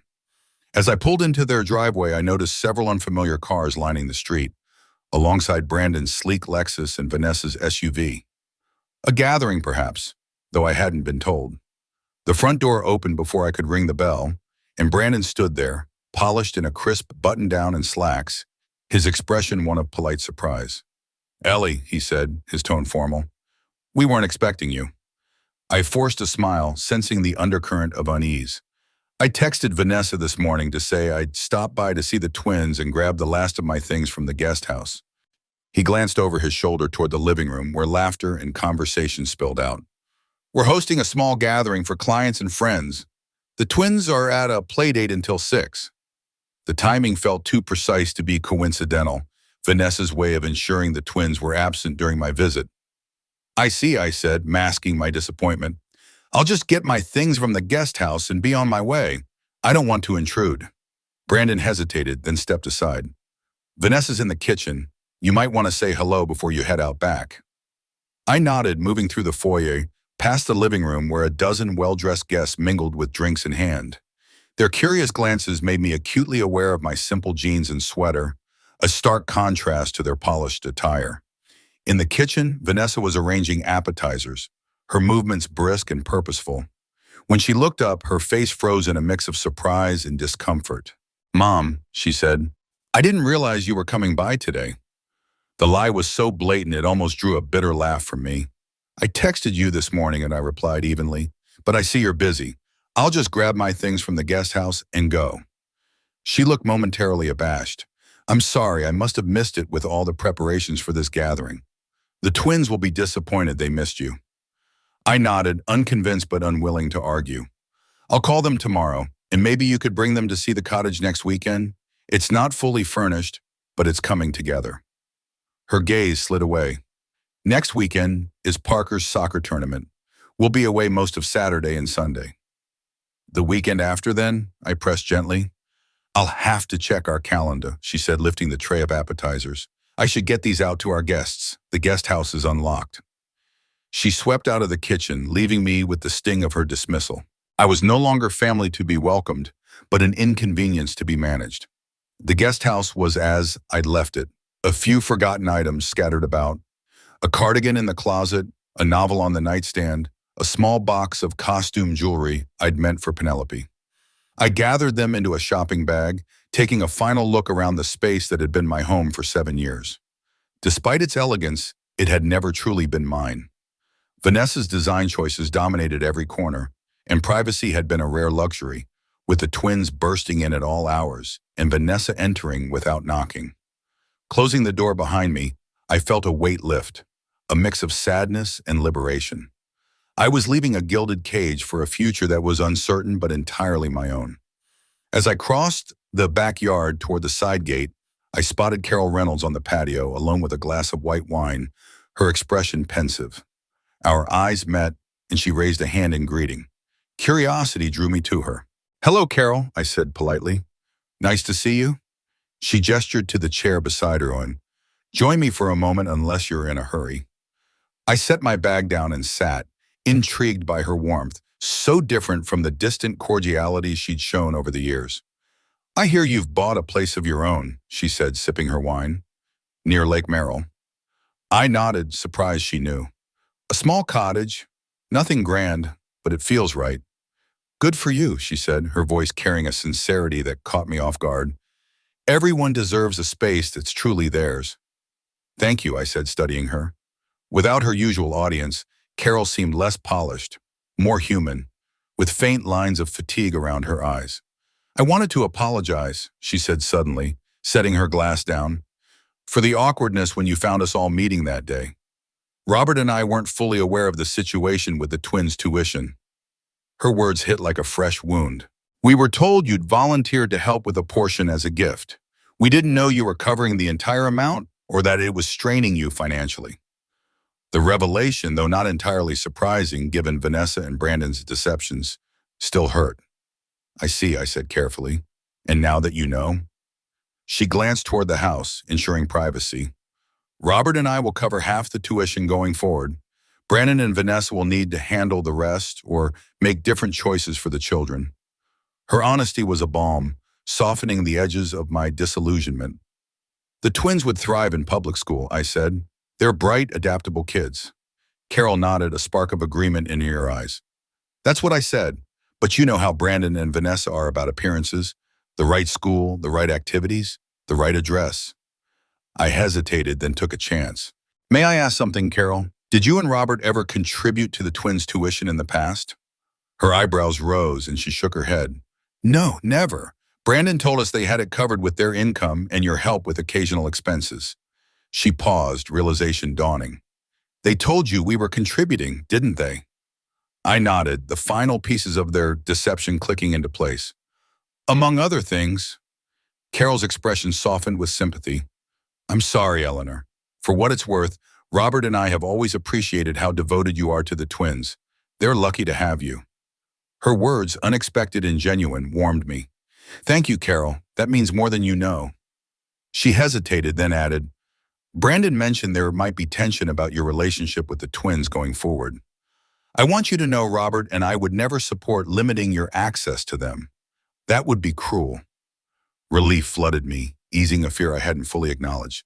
I just want to stay in their lives, I said, while setting healthier boundaries with their parents.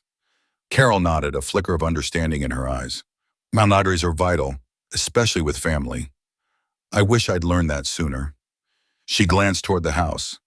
I should get back before I'm missed. But, Eleanor, good luck with your new home. I hope it brings you joy. As she walked away, I sat for a moment, processing the unexpected connection. Carol's candor had revealed not just Vanessa and Brandon's manipulations, but also a potential ally in her. Perhaps she, too, had felt the weight of their status-driven world. Gathering my bag, I slipped out through the side gate, leaving without fanfare or final goodbyes. The absence of closure with the twins stung, but it felt fitting. Fitting, a quiet transition rather than a dramatic break. As I drove away, the imposing house shrank in my rearview mirror, a symbol of a life I was leaving behind. A pang of worry for the twins surfaced, growing up in a world where appearances trumped authenticity. But Carol's support and my continued presence in their lives offered hope. They would see other paths, other values, and perhaps, in time, they'd understand. The cottage greeted me with golden afternoon light, transforming its simple rooms into something warm and inviting. I set my bag on the kitchen counter, the weight of the day settling alongside it.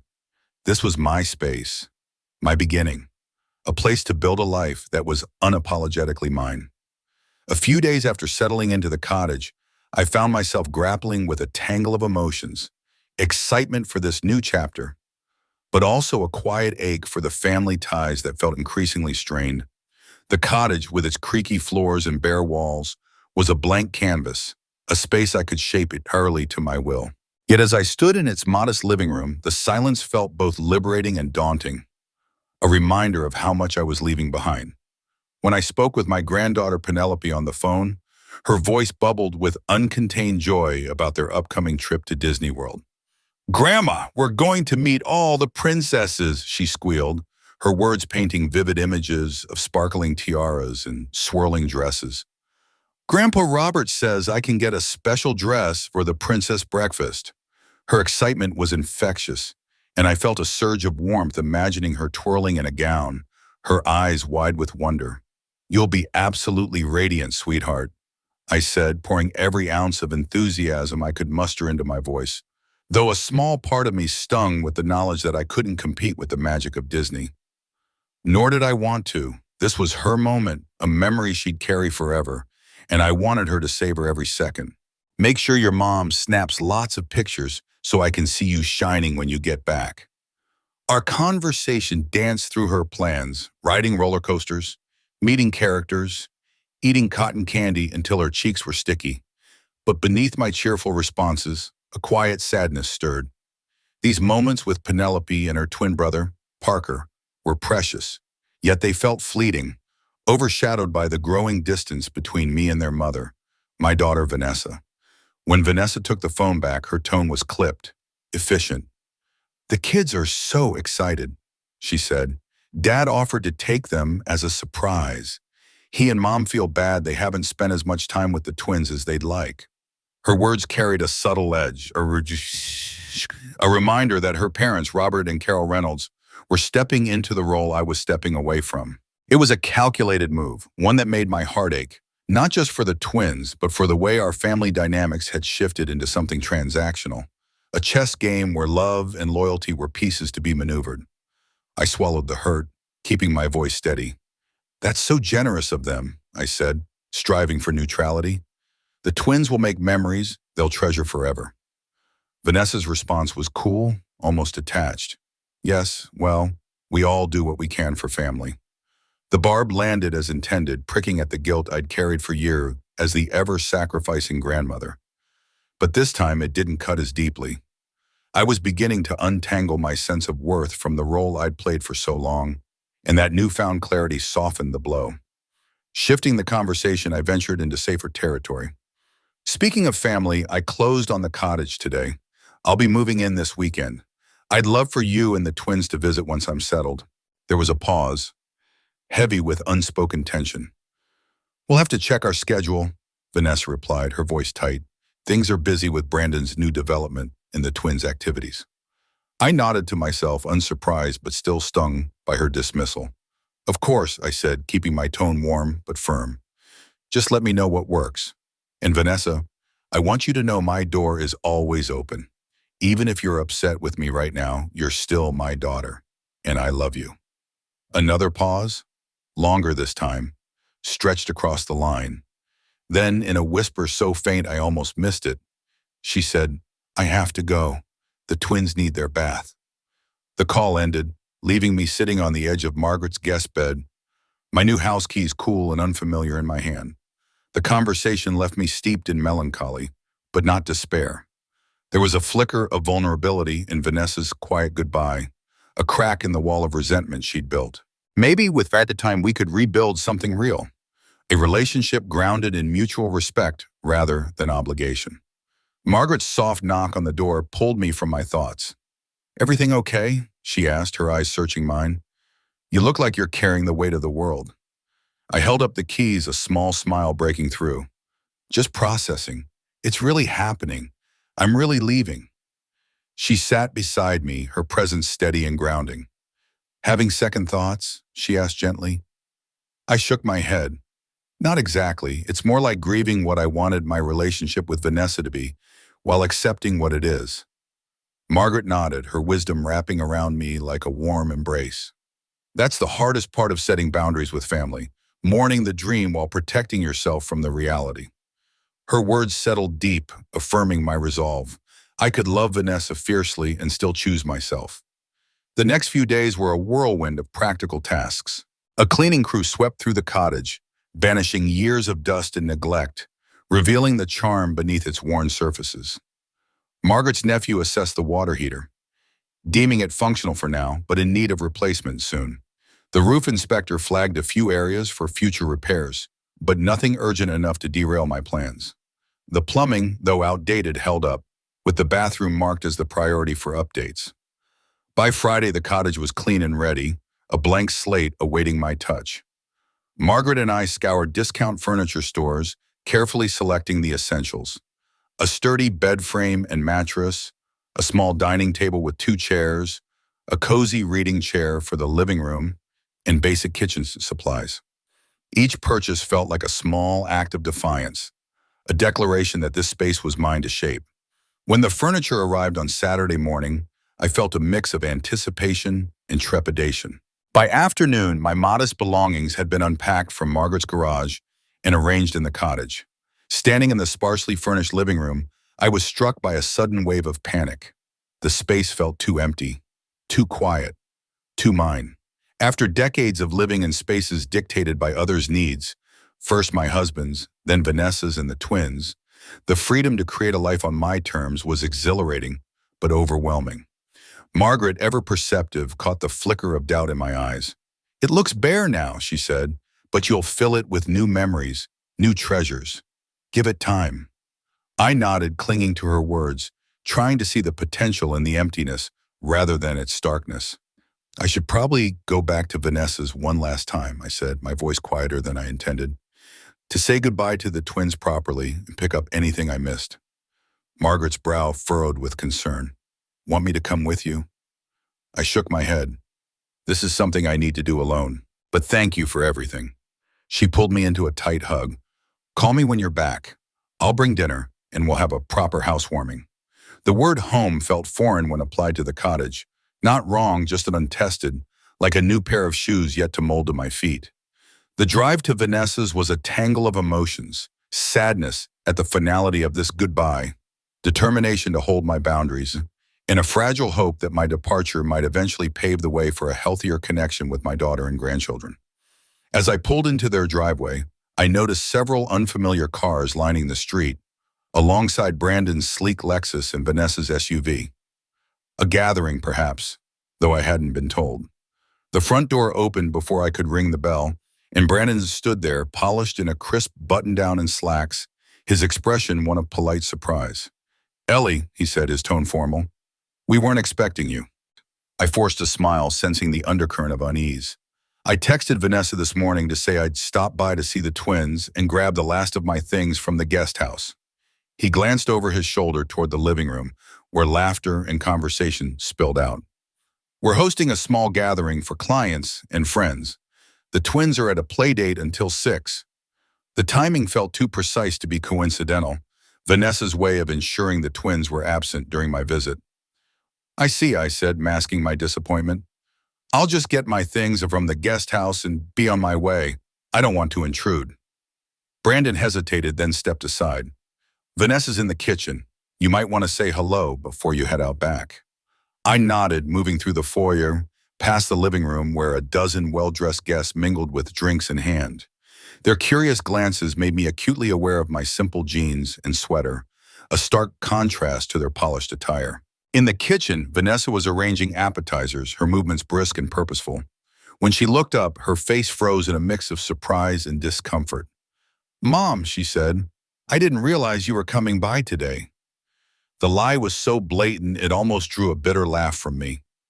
"I texted you this morning," I replied evenly, "but I see you're busy. I'll just grab my things from the guest house and go." She looked momentarily abashed. "I'm sorry, I must have missed it with all the preparations for this gathering.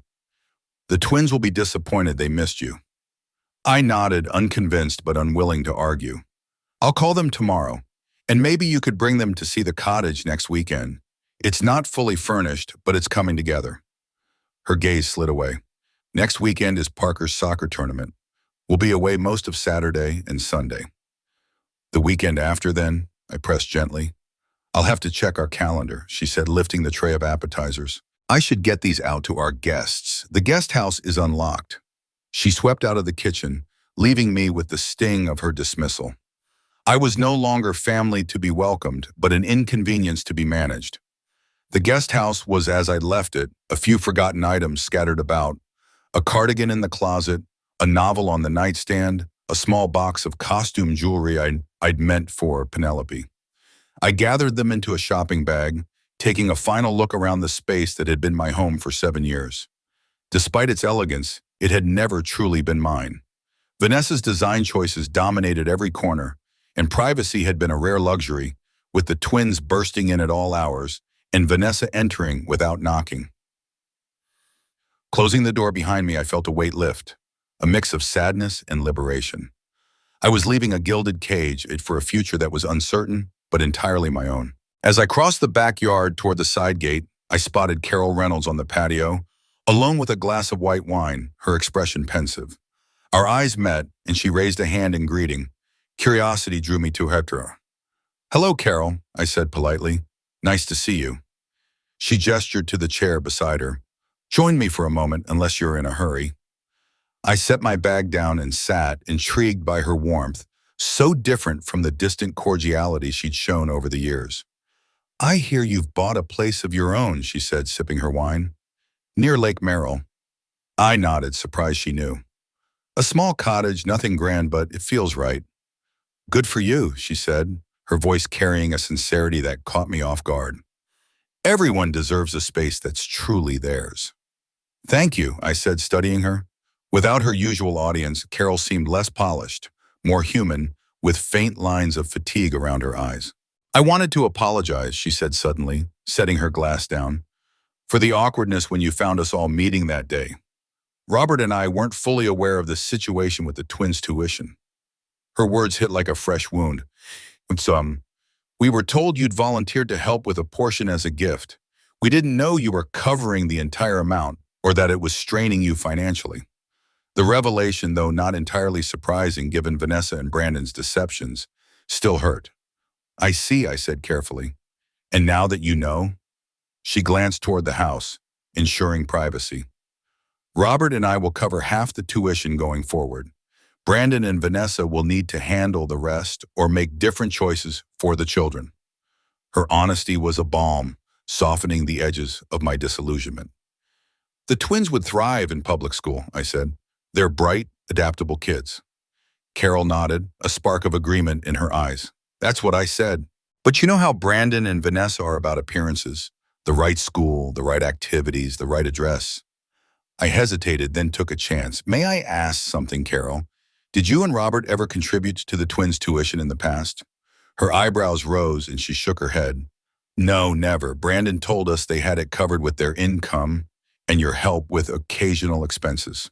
She paused, realization dawning. They told you we were contributing, didn't they? I nodded, the final pieces of their deception clicking into place. Among other things. Carol's expression softened with sympathy. I'm sorry, Eleanor. For what it's worth, Robert and I have always appreciated how devoted you are to the twins. They're lucky to have you. Her words, unexpected and genuine, warmed me. Thank you, Carol. That means more than you know. She hesitated, then added, Brandon mentioned there might be tension about your relationship with the twins going forward. I want you to know Robert, and I would never support limiting your access to them. That would be cruel. Relief flooded me, easing a fear I hadn't fully acknowledged. I just want to stay into their lives, I said, while setting healthier boundaries with their parents. Carol nodded, a flicker of understanding in her eyes. Boundaries are vital, especially with family. I wish I'd learned that sooner. She glanced toward the house. I should get back before I'm missed. But Eleanor, good luck with your new home. I hope it brings you joy. As she walked away, I sat for a moment, processing the unexpected connection. Carol's candor had revealed not just Vanessa and Brandon's manipulations, but also a potential ally in her. Perhaps she too had felt the weight of their status-driven world. Gathering my bag, I slipped out through the side gate, leaving without fanfare or final goodbyes. The absence of closure with the twins stung, but it felt fitting, a quiet transition rather than a dramatic break. As I drove away, the imposing house shrank in my rearview mirror, a symbol of a life I was leaving behind. A pang of worry for the twins surfaced, growing up in a world where appearances trumped authenticity. But Carol's support and my continued presence in their lives offered hope. They would see other paths, other values, and perhaps, in time, they'd understand. The cottage greeted me with golden afternoon light, transforming its simple rooms into something warm and inviting. I set my bag on the kitchen counter, the weight of the day settling alongside it. This was my space, my beginning, a place to build a life that was unapologetically mine. As I wandered through my new cottage by Lake Merrill, my fingers brushed against the cool, textured walls, grounding me in this unfamiliar yet deeply personal space. I adjusted the curtains, letting slivers of early spring light spill into the room, softening the stark emptiness I'd initially felt. What once seemed hollow now thrummed with potential, like a blank canvas waiting for bold strokes of color. I pushed open the bedroom window, and the air carried the earthy scent of damp soil and the faint sweetness of budding flowers. In the backyard, birds darted through overgrown shrubs, their carefree hops a reminder of a world unburdened by human worries. A gentle breeze rustled the branches of the ancient oak tree, casting shifting patterns of light and shadow across the grass. For the first time since Thomas's death, I dared to dream of a future shaped by my own heart's desires, not the weight of others' expectations. I imagined transforming the sunny patch near the fence into a vibrant vegetable garden, coaxing life from the soil with my own hands. The tangled mess of wildflowers could become a thoughtful landscape, ordered yet free, reflecting both discipline and beauty. I pictured setting up an easel by the north-facing window, where the light was soft and steady, perfect for reviving the painting I'd abandoned decades ago. The thought stirred a quiet excitement, a flicker of the woman I used to be before life demanded I prioritize others' needs over my own. I envisioned weekends filled with the twins, Parker and Penelope, their laughter echoing as we dove into messy art projects or baked cookies, flour dusting their noses. Those moments would be built on love, not obligation, a connection rooted in joy rather than duty. I saw myself joining Margaret's book club, rediscovering the thrill of lively discussions with old friends and forging new bonds through community classes or volunteer work. Most importantly, I could finally tend to my health, taking my medication faithfully, choosing foods that nourished my body, moving gently through exercise, and resting when my body whispered for pause. I could learn to listen to my heart, not just its physical rhythm, but the deeper pulse of my desires, which had been drowned out for years by the noise of others' demands. The phone's sharp ring broke my reverie. It was Margaret, her warm voice a familiar anchor. "All moved in?" she asked, her tone bright with curiosity. I chuckled, glancing around at the sparse furnishings. "Everything's here," which isn't much, but it already feels more like home than the guest house ever did. Margaret's response was simple yet profound. "That's because it's yours, Ellie, not just in deed, but in spirit. A space where you can be wholly yourself." Her words settled over me like a warm blanket, affirming the choice I'd made to reclaim my life. She paused, then asked about my visit to Vanessa's. I sighed, recounting the awkward gathering I'd interrupted and the unexpected conversation with Carol, Vanessa's mother-in-law. The twins hadn't been there, leaving me to plan another visit to see them properly. Margaret's next question was gentle but piercing. "How are you feeling about it all?" I let the question linger, sifting through the tangle of emotions. "Sad but not regretful," I said finally. "Worried about keeping my bond with the twins strong, but determined to find a way. And beneath it all, something I haven't felt in years." Margaret's voice softened. "What's that?" "Hope," I admitted, the word surprising me with its weight.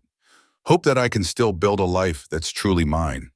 Hope that Vanessa and I might one day mend what's broken once she accepts these new boundaries. Hope that the twins will understand why I had to choose this path." Margaret's voice warmed with approval. "That's a lot of hope, Ellie. I'm glad it's found you again." After we hung up, I unpacked my small shopping bag, hanging the cardigan in the closet and placing the novel on my new bedside table. The box of costume jewelry I set on the kitchen counter, making a mental note to give it to Penelope when I saw her next. Then, compelled by a long dormant urge, I pulled out a blank sheet of paper and began to sketch the view from my bedroom window, the gnarled oak, the wild garden, the soft interplay of light and shadow. My hand trembled at first, the lines hesitant, but as muscle memory returned, they grew bolder, more assured. As the light faded and the cottage's shadows deepened, I realized I hadn't thought of Vanessa or Brandon for over an hour. My heart beat steadily, my breathing calm. For the first time in years, I wasn't sidelining my own needs to soothe someone else's discomfort. I was simply Ellie Wilson, a woman in her 60s, with a heart condition, a modest home, and a life stretching before her like an open field, ready to be sown with her own dreams. When Margaret arrived with dinner an hour later, she found me still sketching by the window, lost in the quiet joy of creation. She set the food containers on the counter and peered over my shoulder. "You're smiling," she said, her voice tinged with wonder. "A real smile, Ellie. I haven't seen that in years." I looked up, feeling the unfamiliar pull of my facial muscles. Relaxed, genuine, alive. "Welcome home, Ellie," she said softly. "To your cottage and to yourself." I set down my pencil and stood, surveying my humble domain. It was imperfect, unpolished, but brimming with possibility, just like me. "Yes," I agreed, the truth settling deep in my bones. "I'm finally home." Spring bloomed in full splendor at my little cottage by Lake Merrill. The wild backyard revealed itself as a forgotten garden, with daffodils piercing the soil in bursts of yellow and early tulips swaying in the morning breeze. Each discovery felt like a gift from the previous owner, an artist who had nurtured beauty in every corner of this modest plot. I'd been here nearly a month, settling into rhythms that honored my body and soul. Mornings began with my medication and gentle stretches, followed by a coffee on the porch as I watched birds weave through the oak's branches. Afternoons were for painting or tending the garden, depending on the weather's mood. Evenings brought books I'd longed to read or visits from Margaret, who introduced me to neighbors and guided me through the practicalities of owning a home. My heart condition, now properly managed, had stabilized.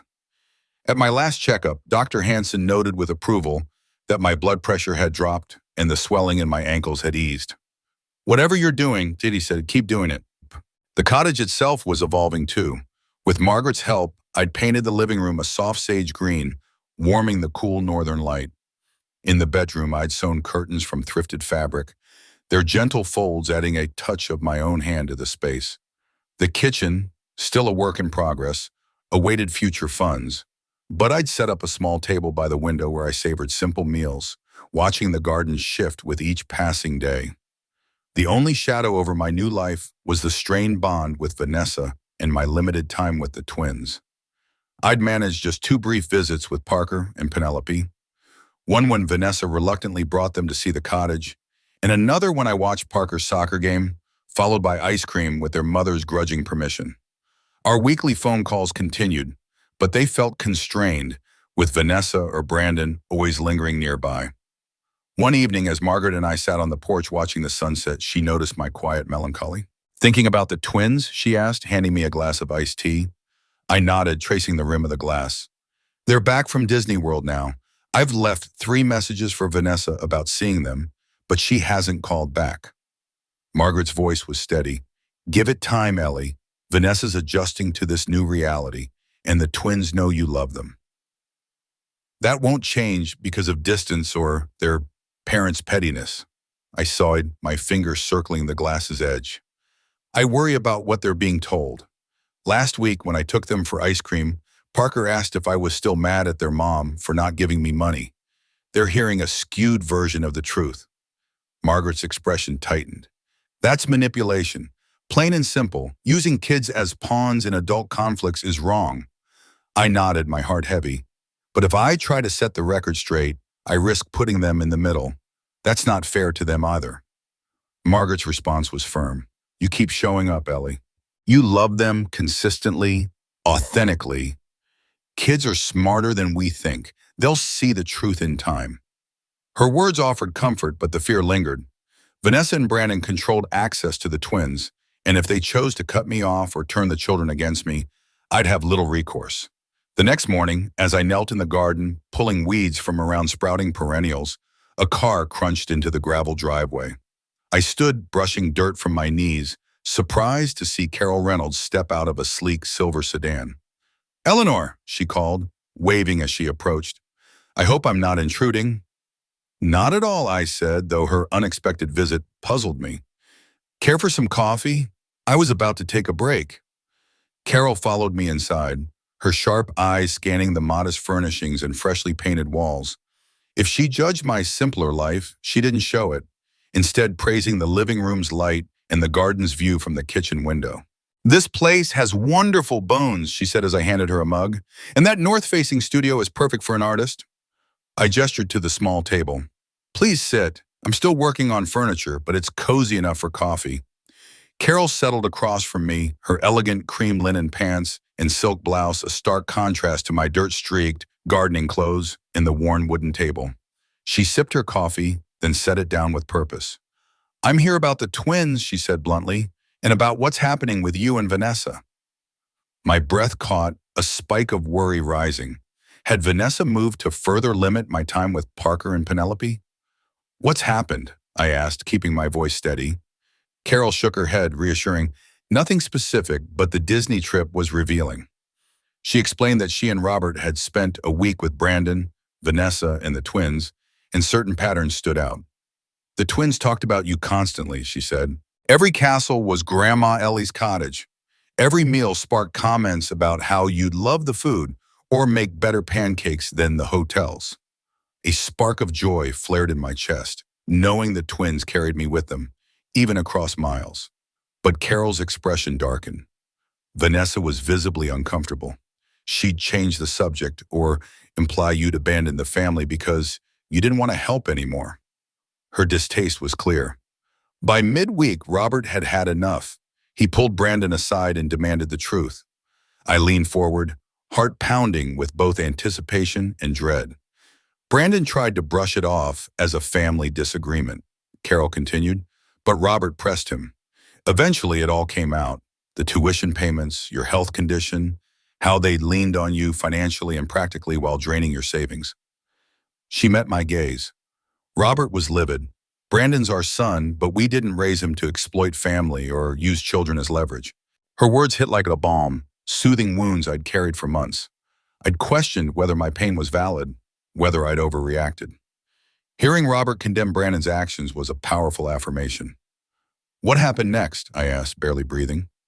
Robert made it clear that if Brandon and Vanessa keep restricting your access to the twins or bad-mouthing you, they can't count on our financial support for tuition or anything else. Carol's lips quirked in a faint smile. Robert's semi-retired, but his influence in Brandon's business circles is significant. It was a persuasive argument. I exhaled, stunned. I don't know what to say. I never expected you and Robert to step in like this. Carol's expression softened. Eleanor, we've known you for a decade. You've been devoted to those children. Watching how Vanessa and Brandon have treated you has been uncomfortable. It stirs memories of behaviors I've seen and sometimes enabled in my own life. Her tone hinted at personal regrets, perhaps tied to her relationship with Brandon, but she moved on before I could ask. I'm here to invite you to Parker's birthday party next weekend at our house. Robert's idea. He thought neutral ground might ease things. Plus, our pool is a hit with Parker's friends. Parker's turning 10, I murmured, more to myself, my heart swelling with bittersweet pride.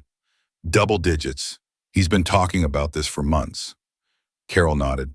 He asked for you specifically several times when we discussed the guest list.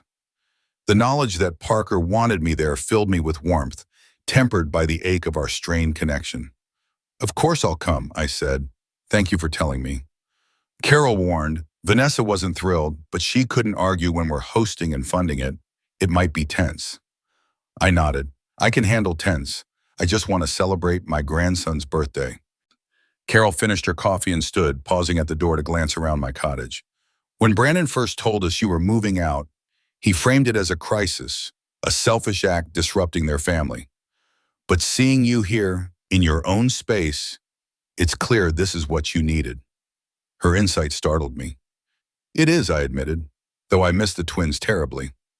Carol's voice was firm. A balanced relationship with your grandchildren shouldn't cost your health, finances, or independence, something I wish I'd learned sooner.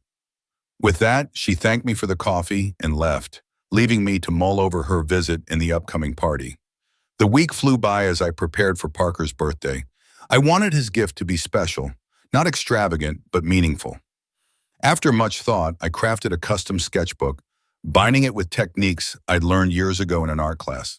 On the cover, I painted a soccer ball morphing into an eagle in flight, blending Parker's passion for the sport with the freedom of his growing independence. Inside, I tucked sketches of Lake Merrill's landscapes, leaving blank pages for Parker to fill during future visits. For Penelope, to ease the sting of her brother's spotlight, I made a bracelet from polished lake stones, strung with her initial as a charm, a small token to remind her she was loved. As I worked, my heart wrestled with hope and fear. The twins were my joy, but the distance Vanessa and Brandon had imposed cast a long shadow. Yet Carol's visit and Robert's intervention sparked a flicker of optimism. Maybe with time, the twins would see the truth of my love, unclouded by their parents' narrative. Maybe Vanessa would soften and we'd find a new way forward. For now, I focused on Parker's birthday, on showing up with love and presence, trusting that the seeds I planted would bloom in time. The morning of the party dawned bright and warm, the kind of day that begged for a dip in the pool. I took my time getting ready, choosing lightweight pants and a soft, comfortable blouse that felt like a gentle hug against my skin. My heart fluttered with a mix of anticipation and nerves as I packed the carefully wrapped gifts into a tote bag, their weight a reminder of the love I hoped to share today. I drove to the Reynolds home in the upscale Hillcrest neighborhood, my mind swirling with memories of past gatherings and the complicated ties that bound our family. Their house, though smaller than Vanessa and Brandon's sprawling estate, exuded an understated elegance, with meticulously tended gardens and a breathtaking view of the valley below. The sight of it stirred a quiet admiration in me, a reminder of the life I was rebuilding on my own terms. I pulled into the circular driveway at noon, as requested, parking beside Robert's familiar Audi. The car's sleek lines mirrored the man himself, polished, dependable, no nonsense. Carol greeted me at the door, her smile warm and genuine, wrapping me in a sense of belonging I hadn't felt in too long. She led me to the back patio where Robert sat absorbed in a newspaper, his posture relaxed yet alert. When he saw me, he stood, his handshake firm and steady, a reflection of the straightforward integrity I'd always associated with him. "Eleanor, thank you for coming early," he said, his voice carrying a quiet authority as he gestured to a chair at the table. "Carol, would you mind checking on the caterers? I'd like a moment with Eleanor." As Carol disappeared into the house, her cheerful efficiency a comforting backdrop, Robert folded his newspaper with deliberate care and turned his full attention to me. His eyes, sharp yet kind, held a weight that made my stomach tighten. "I owe you an apology," he began, his tone heavy with regret. "I should have seen what was happening sooner. The way the twins' education was funded, it was presented to us in a way that hid your sacrifices, the burden it placed on you." His words hit me like a gust of cold air, stirring up the hurt I'd buried beneath years of justifying my daughter's choices. I shook my head, trying to ease his guilt. "There's no need to apologize, Robert. Vanessa and Brandon were careful to keep us all in the dark. They made sure no one saw the whole picture." But Robert wasn't so easily absolved. His jaw tightened, and he leaned forward, his voice tinged with self-reproach. "I should have questioned more when Brandon mentioned your health issues. He made it sound like you were exaggerating, that it was nothing serious. I believed him." He shook his head as if trying to shake off his own naivety. "My father died of heart disease at 62, Eleanor. I know better than to dismiss something like that." His sincerity pierced through my defenses, touching a raw place in my heart. I thought of my own blind spots, the years I'd spent ignoring Vanessa's manipulation because I so desperately wanted to be needed, to be the mother who gave everything. "We all miss things when it comes to family," I said softly, my voice catching as I admitted my own failures. For years, I couldn't see how Vanessa was using my willingness to help. I wanted to believe she needed me, not just my money. Robert nodded, his expression somber, as if he understood the pain of loving someone who didn't always love you back in the way you deserved. Then he leaned closer, his voice dropping to a confidential tone. "That's why I wanted to talk to you alone. During our confrontation in Florida, Brandon admitted something troubling. He didn't just neglect your retirement health benefits, he deliberately tampered with them." The words landed like a punch, confirming the suspicions I'd carried like a stone in my chest. My hands trembled slightly as I gripped the edge of the table, the betrayal cutting deeper than I'd expected. "Why?" I asked, my voice barely above a whisper, though I dreaded the answer. Robert's face darkened with disgust. He said reducing your health coverage freed up more of your pension for living expenses, which, in his mind, benefited them since you were contributing so much to their household. He paused, his eyes searching mine for a reaction. When I pointed out that this could be insurance fraud, he got defensive, claiming he was just simplifying your retirement paperwork and that you'd signed everything willingly. The air felt heavier now, thick with the weight of Brandon's betrayal. It wasn't just carelessness. It was calculated, a deliberate choice to prioritize their financial comfort over my health, my security. My heart, still fragile from months of medical scares, seemed to ache in my chest. Not from illness, but from the sting of being so thoroughly undermined by my own daughter and her husband. "What happens now?" I asked, my voice steady despite the storm of emotions inside me. Robert leaned forward, his gaze unwavering. "That depends on you, Eleanor. If you want to pursue this legally, I back you completely. What Brandon did was unethical, possibly criminal. He raised a hand anticipating my hesitation. But I also understand if you'd rather focus on moving forward, on keeping your relationship with the twins intact. Sometimes, for the sake of family, we choose to let go of grievances, no matter how justified. His empathy caught me off guard. I'd always seen Robert as a man of logic and numbers, someone who valued results over feelings. Yet here he was, acknowledging the messy human side of family dynamics with a sensitivity I hadn't expected. I took a moment to consider, my mind torn between righteous anger and the deeper longing for connection.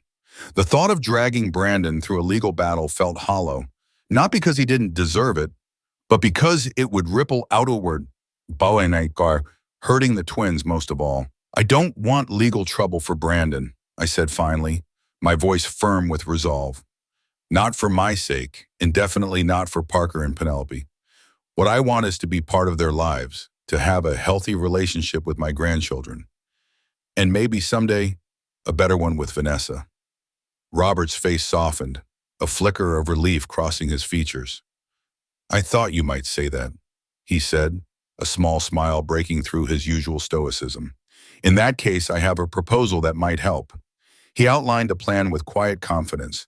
He and Carol would set up a trust fund for the twins' education, lifting that financial weight off both Vanessa and Brandon and me. They would also establish regular grandparent days, structured time for both sets of grandparents to spend with the children. We're not trying to control your relationship with them, he clarified, his tone earnest. But a clear schedule might help ease Vanessa's insecurities, make your presence in their lives feel normal again. His thoughtfulness overwhelmed me, a lump rising in my throat. Thank you, Robert, I said, my voice thick with gratitude. That feels like a solution that puts the twins first. He extended his hand and we shook on it, a quiet pact sealed in the warm afternoon light. Parker and Penelope are lucky to have grandparents who care more about their happiness than settling scores, he said, glancing toward the house where Carol was directing caterers with her usual cheerful precision. Now shall we join the party preparations? I think the birthday boy will be here soon. The party unfolded like a dream, better than I'd dared to hope. When Parker arrived, his face lit up at the sight of me, and he sprinted across the patio to wrap his arms around my waist. Grandma Ellie, you came, he exclaimed, his voice bubbling with joy. Did you see the pool? I'm going to do cannonballs with my friends. His enthusiasm was a balm to my soul, washing away the lingering ache of Brandon's betrayal. Penelope, ever the spirited one, was slightly put out that the day wasn't about her, but her pout melted away when I slipped her a secret bracelet while the adults were distracted. A present just for me, she whispered, her eyes sparkling with delight. Because you miss me? Because I missed you, I confirmed, fastening it around her wrist. And because you're special every day, not just on your birthday. Her smile was a treasure, a reminder of why I'd chosen forgiveness over revenge. Vanessa and Brandon kept their distance, their politeness cool but not hostile. I followed their lead, focusing on the children and mingling with other guests, careful not to push for more than they were ready to give. There would be time to mend those bridges, but today belonged to Parker. When it came time for gifts, I held my breath as he unwrapped the handmade sketchbook I'd crafted for him. Would it pale in comparison to the flashy gadgets and expensive sports gear from his friends? My worries dissolved as his face lit up, his fingers tracing the painted cover, a soccer ball transforming into an eagle. You made this? He asked, his voice full of awe. Just for me? Just for you, I said, my heart swelling, for all your drawings and ideas. I even started it with some sketches of places near my cottage you might like to visit. He pored over each page with the seriousness only a 10-year-old could muster, then declared with absolute conviction, "This is the best present, because only you could make it." From the corner of my eye, I caught Vanessa watching us, her expression unreadable. For a fleeting moment, I thought I saw a flicker of regret in her eyes, a crack in the wall she'd built between us, before she turned away to help another child with a gift bag. It was a small moment, but it sparked a fragile hope in me, a hope that maybe, just maybe, we could find our way back to each other. As the party wound down and guests began to leave, I prepared to slip away, not wanting to overstay the delicate welcome I'd been granted. But before I could go, Parker ran up, still clutching the sketchbook. "Mom says we can visit your cottage next weekend," he announced, practically bouncing with excitement. "She says we can even stay overnight if you have room." "Do you have room, Grandma?" My heart stopped, and I glanced at Vanessa, who stood a few feet away, arms crossed but nodding in confirmation. "The twins have been asking," she said, her voice stiff but not unkind. "If it's convenient, they could come Saturday afternoon and stay until Sunday lunch." It was the first real gesture of reconciliation since our confrontation over a month ago, and it took everything in me to keep my voice steady. "That would be wonderful," I said, my joy tempered by caution. "I don't have extra beds yet, but they could bring Marfia sleeping bags. We could make it like an indoor camping adventure." Parker's excitement was infectious, coaxing a faint smile from Vanessa. "Exactly like that," I added, "with hot chocolate and ghost stories." "Not too scary," Vanessa interjected, her maternal instinct cutting through the tension. "Penelope's been having nightmares." It was such an ordinary, caring comment, so different from the calculated distance of recent weeks, that it fanned the ember of hope in my chest. Maybe there was a path forward, not to the old, unbalanced dynamic, but to something new built on mutual respect. "No scary stories," I promised, meeting her eyes. Just adventures and happy endings." As I drove home, the afternoon sun warming my face through the open window, I let myself sink into the moment. The road to this point had been jagged, marked by betrayal and heartbreak, but also by resilience and rediscovery. I'd clawed my way back from financial strain and health scares, carving out a life that was mine alone. My cottage welcomed me home, its simple beauty a testament to my newfound independence. The north-facing studio, now alive with an easel and neatly organized art supplies, hummed with creative potential. The bedroom, with its soft linens chosen just for me, offered rest without obligation. Even the kitchen, still awaiting renovation, felt like a space of nourishment rather than duty. Outside, the garden stretched before me, bursting with new growth and endless possibilities. I stepped onto the porch, breathing in the fresh scent of spring, the air alive with the promise of renewal. Next weekend, the twins would fill these quiet rooms with their laughter and endless questions. Maybe in time, Vanessa would visit too, ready to build something new, a relationship grounded in respect, not expectation. For now, I stood on my own porch, my heart beating steadily, my medications a quiet ritual of self-care.